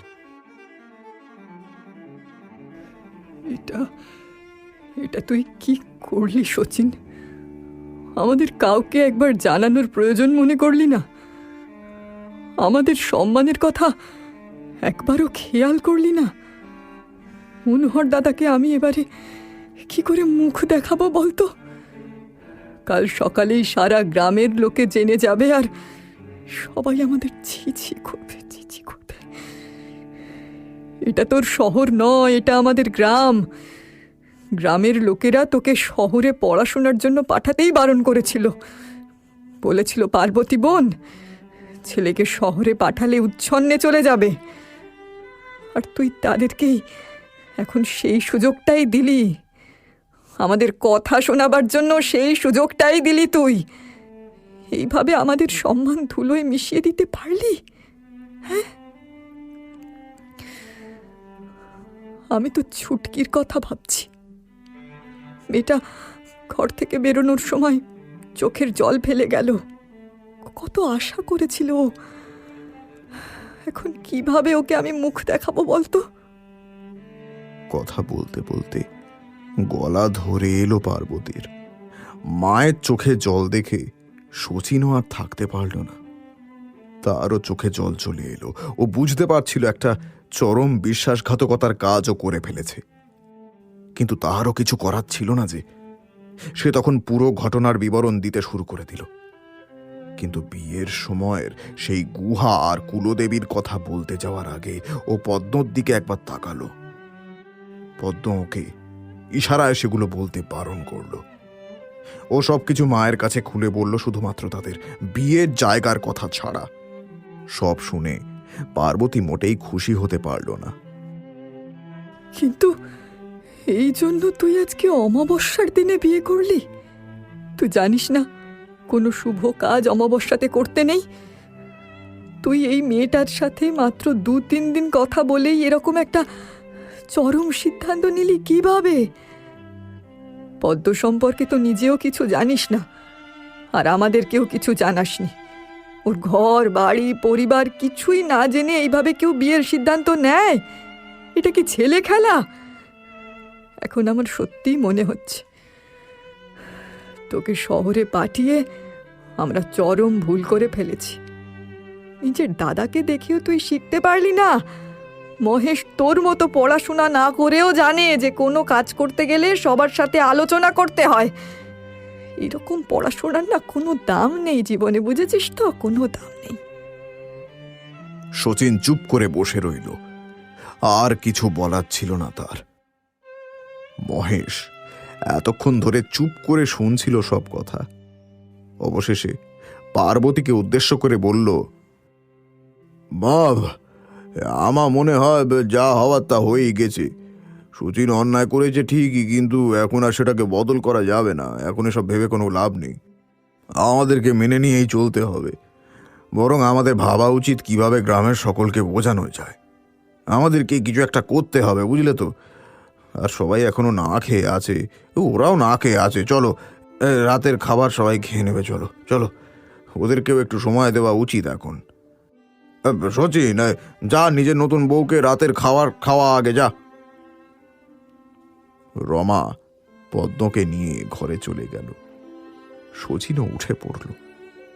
পার্বতী মহেশকে জানালো, বাকি সবার থেকে আগে মনোহর কাকাকে বোঝানো দরকার। তিনি খুব অপমানিত বোধ করেছেন, এটা নিশ্চিত। কাল সকালে সবচেয়ে আগে তারা দুজনে মিলে মনোহর কাকার ঘরে যাবে, এটাই স্থির হলো। রমা ওদের দুজনের জন্য খাবার বেড়ে আনলো, কিন্তু কেউ খেতে চাইল না। সবার মনই খারাপ। শচীন ঘর থেকে বেরিয়ে গেল। পার্বতী এগিয়ে এসে রমাকে উদ্দেশ্য করে বললেন, বড় বউ, এক কাজ করো, এই ছোট বউকে ওই পিছনের দিকের যে ঘরটা আছে ওইখানে আলাদা করে শুতে দাও। ওরা ছেলে মানুষের মতো কাজ করেছে বলে আমাদেরকেও করতে হবে, এটার তো কোনো মানে নেই। পদ্ম এখন ওই পিছনের ঘরেই থাকুক। আমাদের ঘরের যা নিয়ম নীতি সেগুলো মেনে সবার সামনে ওদের দুজনের ভালো করে বিয়ে দিয়ে তারপরেই আমার শান্তি। এই বলে পার্বতী চলে গেলেন। এদিকে পদ্ম রমাকে জানালো যে সে শচীনের সঙ্গে কথা বলতে চায়। রমা ফিরে যাবার আগে শচীনকে ডেকে দিয়ে গেল। শচীন ঘরে এসে পদ্মকে বলল, পদ্ম, দেখো, আমি জানি তোমার খারাপ লাগছে, কিন্তু বিশ্বাস করো, আমার দাদা বৌদি সবাই খুব ভালো। হ্যাঁ, তারা কষ্ট পেয়েছে বলে এখন সবাই মন খারাপ করছে, রেগেও আছে। বিশেষ করে কুলদেবী আর মন্দিরের কথা না বললেও মা মনে হয় আন্দাজ করে ফেলেছে। মা যেমনভাবে বলছে ঠিক সেভাবেই থাকো, দেখবে কয়েকদিনের মধ্যেই আবার সবাই ঠিক হয়ে যাবে। আর এর মধ্যে তুমিও তোমার কাজ দিয়ে সবার মন জয় করে নাও। পদ্ম ঘাড় নেড়ে ওর কথায় সায় দিয়ে বলল, বাবু, আমি তোমাকে কুলদেবীর কথা বলতে না করলুম, কারণ আমাদের নিয়ম আর তোমাদের নিয়ম তো আলাদা। কিন্তু আমাদের কুলদেবীর কামাল দেখেছো? হ্যাঁ, যতই রাগ হোক তোমার মা কিন্তু আমাদের বিয়াটা মেনে নিয়েছে। তুমি চিন্তা করোনি বাবু, সব ঠিক হয়ে যাবে। এই সব কথা বলতে বলতে ও শচীনের দিকে এক গভীর দৃষ্টি দিয়ে দেখছিল। ওর কাজল কালো চোখের গভীরে শচীন বোধহয় হারিয়ে যাচ্ছিল। কথা বলতে বলতে পদ্ম শচীনের বুকে মাথা রেখে নিঃশব্দে কাঁদতে শুরু করল। শচীনের পদ্মর জন্য কষ্ট হচ্ছিল। বুঝতে পারছিল ওকে ছাড়া একলা থাকতে বোধহয় পদ্মর কষ্ট হচ্ছে। সে তাকে জড়িয়ে ধরে সান্ত্বনা দিতে শুরু করল। এই সময় রমা ফের প্রবেশ করল ঘরে। রমাকে দেখে ওরা দুজনে ঠিক হয়ে বসল। রমা এসে পদ্মকে ওর সাথে যেতে বলে মুচকি হেসে বলল, ইয়ে চলো পদ্ম, তোমার বিছানা তৈরি হয়ে গেছে। এখন সেইখানেই কয়েকদিন থাকতে হবে আমার দেওরকে ছেড়ে। শচীন পদ্মকে রমার সাথে পাঠিয়ে দিল পিছনের ঘরের দিকে। পরের দিন সকাল হতেই পার্বতী আর মহেশ হাজির হলো মনোহর কাকার ঘরে। মনোহরবাবু অবশ্য তাদের সঙ্গে অন্যান্য দিনের মতোই একদম স্বাভাবিক আচরণ করছিলেন, যেন কিছুই হয়নি। ছুটকি তাদেরকে দেখে ঘরের ভিতরে চলে গেল। পার্বতী মনোহরবাবুর দিকে হাত জোড় করে এগিয়ে গেলেন। মনোহরবাবু পার্বতীকে ওইভাবে দেখে একটু বিচলিত হয়ে উঠলেন, তারপর বললেন, এ কি পার্বতী বোন, আপনি হাত জোড় করে আছেন কেন? এতে আপনাদের কোনো দোষ নেই বোন। ভগবানের ইচ্ছের উপরে আমরা কেউই উঠতে পারি না। বোধহয় তাঁর এমনই ইচ্ছে ছিল। আপনি এই ব্যাপারে কিছু ভাববেন না। আমাদেরও উচিত ছিল শচীনের কাছ থেকে আগে ওর ইচ্ছেটা জেনে নেওয়া। আমাদের সিদ্ধান্ত জোর করে বেচারার উপরে চাপানোটা ঠিক হতো না। যদি জোর করে বিয়ে দেওয়াও হতো তাহলে কেউই হয়তো খুশি হতো না। আর ছেলে মেয়েরা খুশি না থাকলে আমরাই বা কি করে খুশি হব বলুন তো? আপনি শুধু শুধু ছুটকির জন্য ভাববেন না। ভগবান নিশ্চয়ই ওর জন্য কিছু না কিছু ভেবে রেখেছেন।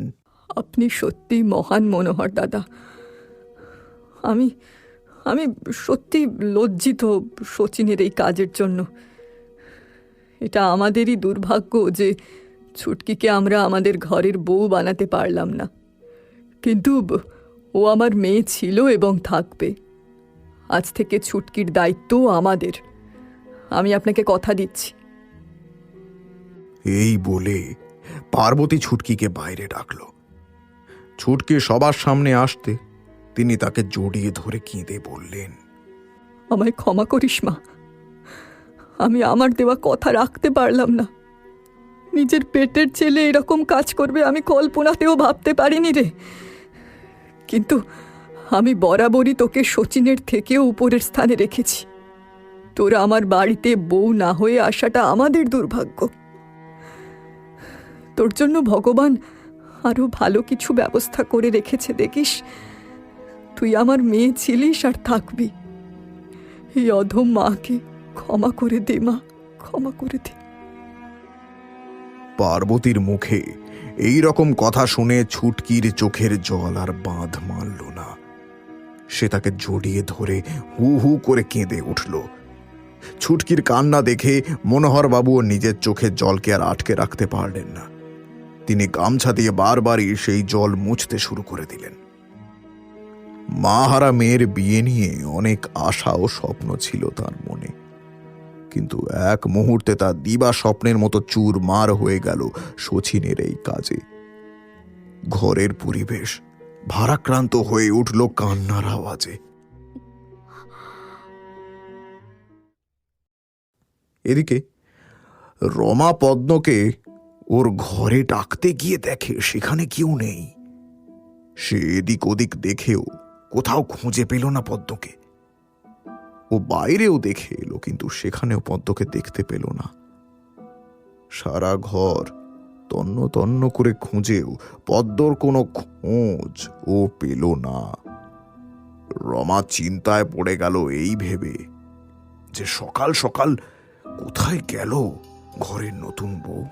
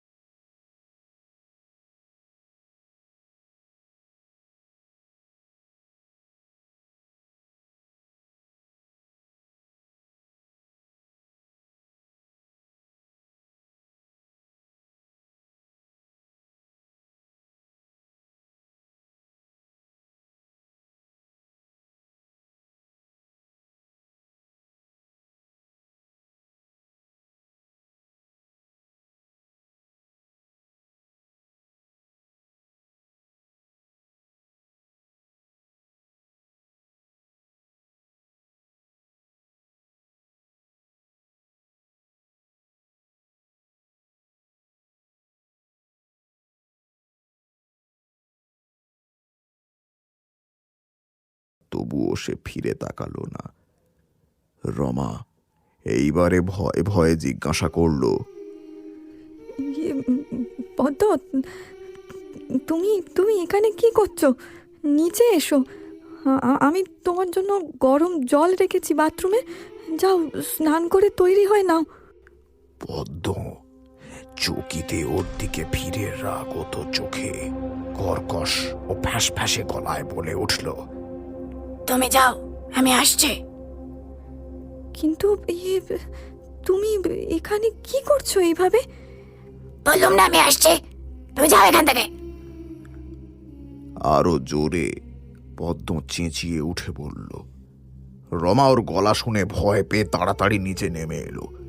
কিছুক্ষণ পরে পদ্ম নিচে এলে সোজা বাথরুমে ঢুকে যায়। রমা খেয়াল করলো সবকিছুই, কিন্তু কিছুই বুঝতে পারল না পদ্মর এমন করার কারণ। কিছুক্ষণ পরে পার্বতী ফিরে এলেন। ঘরে ঢুকে রমাকে ওই রকম ভয়ার্ত দেখে তাকে জিজ্ঞাসা করলেন, বড় বউ, কি হয়েছে? তোমার শরীর খারাপ? ইয়ে, না মা, আমি ঠিক আছি। আমি তোমাকে কতদিন বলেছি নিজের শরীরের যত্ন নিতে, কিন্তু আমার কথা কেউ এ বাড়িতে শুনলে হয়। এত সকালে ওটার কি দরকার আছে বাপু, আমি বুঝি না। যাও, শরীর ঠিক থাকলে একটু চা বানাও। শাশুড়ি মায়ের মনের অবস্থা খুব একটা ভালো নয়, রমা বেশ বুঝতে পেরেছিল। সে তাড়াতাড়ি রান্নাঘরে ঢুকে গেল চা বানাতে। ওদিকে পার্বতী বাইরের উঠোনে চেয়ারে বসে পড়লেন। মহেশ বলদদের জন্য কিছু বিচালি কাটতে লাগলো। পার্বতী চেয়ারে বসেই নিজের মনেই গুমরাতে গুমরাতে বলে চলেছিলেন, সত্যি, যদি জানতাম এই দিনটা দেখতে হবে, তাহলে শচীনকে আমি শহরে কখনোই পড়তে পাঠাতাম না। শহরে গিয়েই ও বদলে গিয়েছে। ভেবেছিলাম ছেলেটা শহর থেকে মানুষ হয়ে ফিরবে, কিন্তু এ যে পুরো উল্টো হলো। ওর জন্য সবার সামনে এরকম ভাবে অপমানিত হতে হচ্ছে আমাদের। এখন আমার সাথে করে একটা কুলকিনারাহীন অজাত কুজাতের একটা মেয়েকে ধরে নিয়ে এসেছে, বলছে এটা তোমার বউ। এদের জ্বালায় একটু শান্তিতেও আমি মরতে পারবো না। শচীন আর পদ্মর উপরে এভাবেই নিজের গায়ের ঝাল মিটিয়ে এবারের রাগটা গিয়ে পড়ল তার রমার উপরে। সেখানে বসেই চিৎকার করে বললেন, বড় বউ, আরে ও বড় বউ, তুমি চা বানাচ্ছ নাকি চা চাষ করছো? আমি মরলে তবে চা নিয়ে আসবে। তার রাগ আর কিছুতেই শান্ত হচ্ছে না। এ কথা শুনে রমা প্রায় দৌড়েই চা নিয়ে আসলো পার্বতী আর মহেশের জন্য। চায়ের কাপ হাতে টেনে নিয়ে তিনি জিজ্ঞাসা করলেন, এই বড় বউ, শচীন কোথায়? লাট সাহেব ঘুম থেকে ওঠেনি নাকি এখনো? ইয়ে, না মা, শচীন ভাই জয়ের মোটর সাইকেলটা ফেরত দিতে গেছে। আর সেই মহারানী পদ্ম, সে কোথায়? এখনো অবধি সে বেরোয়নি কেন? মা, পদ্ম চান করতে গেছে, কিন্তু সে তো অনেকক্ষণ হয়ে গেল। রমা উত্তর দিল। পার্বতী তাকে নির্দেশ দিলেন পদ্মকে ডেকে নিয়ে আসার জন্য। রমা বাথরুমের দরজায় টোকা মেরে বলল, পদ্ম, এই পদ্ম, এই তাড়াতাড়ি বেরো, মা ডাকছেন। কিন্তু কেউ কোনো সাড়া দিল না। শেষে পার্বতী উঠে নিজে গিয়ে দরজায় টোকা দিলেন, কিন্তু তাও কোনো উত্তর এলো না ভেতর থেকে। তখন তিনি পদ্মর উদ্দেশ্যে বললেন, ভেতরে কি তুমি ঘুমোচ্ছ নাকি? তাড়াতাড়ি বেরো। এই বলে তিনি ফের চেয়ারে গিয়ে বসে পড়লেন। কিছুক্ষণ পরে দরজা খুলে পদ্ম নিজের ঘরে চলে গেল, কিন্তু এ মুখও হলো না। সবাই অবাক হয়ে তার এই কাণ্ড কারখানা দেখতে লাগলো। কিছুক্ষণ পরে শচীনও ফিরে এলো। সবাইকে এইভাবে বসে থাকতে দেখে ও মায়ের কাছে এসে বসে বলল, মা, তুমি তুমি এখনো রেগে আছো নাকি? আমি তো বারবার বললাম এটা হঠাৎ করেই হয়ে গেছে। আমার ইচ্ছা ছিল তোমাদেরকে জানিয়ে এসব কিছু করার, কিন্তু থাক থাক, আর আদিক্ষেতা করতে হবে না। সবাইকে জানিয়ে নাকি ও বিয়ে করত। এমন একটা অদ্ভুত মেয়েকে বিয়ে করে নিয়ে এসেছে ঘরে, যে কারুর সাথে কথা পর্যন্ত বলে না। আমি এখন তোর বাবার কাছে চলে যেতে পারলে বাঁচি, সে বেঁচে থাকলে কখনো এসব হতে দিত না। একে তো অমাবস্যা রাতে বিয়ে করেছিস, না জানি আর কি কি বিপদ অপেক্ষা করছে আমাদের ঘরের জন্য। এত পড়াশোনা শিখে কি লাভ, যদি এটাই না জানিস যে অমাবস্যায় বিয়ে করতে নেই। আমাদের এখন শুভ দিন দেখে পূজা করে ফের তোদের বিয়েটা দিতে হবে। উফ মা, আমি তোমাদের এসব কুসংস্কার মানি না। কিচ্ছু হবে না, তুমি দেখে নিও। প্রত্যেক দিনই ভালো দিন। হ্যাঁ সেই তো, তুই তো সব জানতা, আমাদের আগেও জন্মেছিস, সব তুই জানিস আর আমরা সবাই মুখ। যা যা, আমাকে আর রাগাস না। দেখ তোর নায়িকা কি করছে, গিয়ে দেখ। 1 ঘন্টা ধরে চান করে এখন বোধহয় মহারানী সাজতে লেগেছে। মায়ের কথা শুনে শচীন উঠে ঘরের ভিতরে পদ্মকে ডাকতে গেল। সে চলে যেতেই পার্বতী মহেশকে ডেকে বলল, মহেশ, বেশি বড় করে পুজো করার দরকার নেই, ছোট করে করলেই হবে। আর ওই রাম পুরোহিতকে আমি ডাক পাঠিয়ে এসেছি, তুইও একবার কাজে যাওয়ার আগে তাকে বলে দিস। বিয়ের সময়টাও দেখে নিতে হবে। কত আশা করেছিলাম যে শচীনের বিয়েটা ধুমধাম করে দেব, কিন্তু আমার কপাল, এখন সব লুকিয়ে চুরিয়েই করতে হবে। তুমি এত কেন ভাবছো মা? সময় সবাই সব ভুলে যাবে। তুমি চিন্তা করো না, মনে নেই কৃষ্ণ কাকার ছেলে ওর নিজের পছন্দের মেয়েকে বিয়ে করেছিল? প্রথম সবাই খুব কথা বলতো, কিন্তু এখন আর কেউ কিছু বলে না। সময়ের সঙ্গে সঙ্গে সবাই সব ভুলে যাবে। এখনকার দিনের ছেলেপুলেরা এরকমই হয়। বাহ, এবারে তুইও শচীনের মতো কথা বলতে শুরু করে দিলি। ছোট ভাই তোর থেকে কিছুই শিখলো না, কিন্তু তুই তার থেকে দেখছি বেশ কিছু শিখেছিস এর মধ্যেই। যা, এখন কাজে যা, আমাকে আমার মতো কাজটা করতে দে।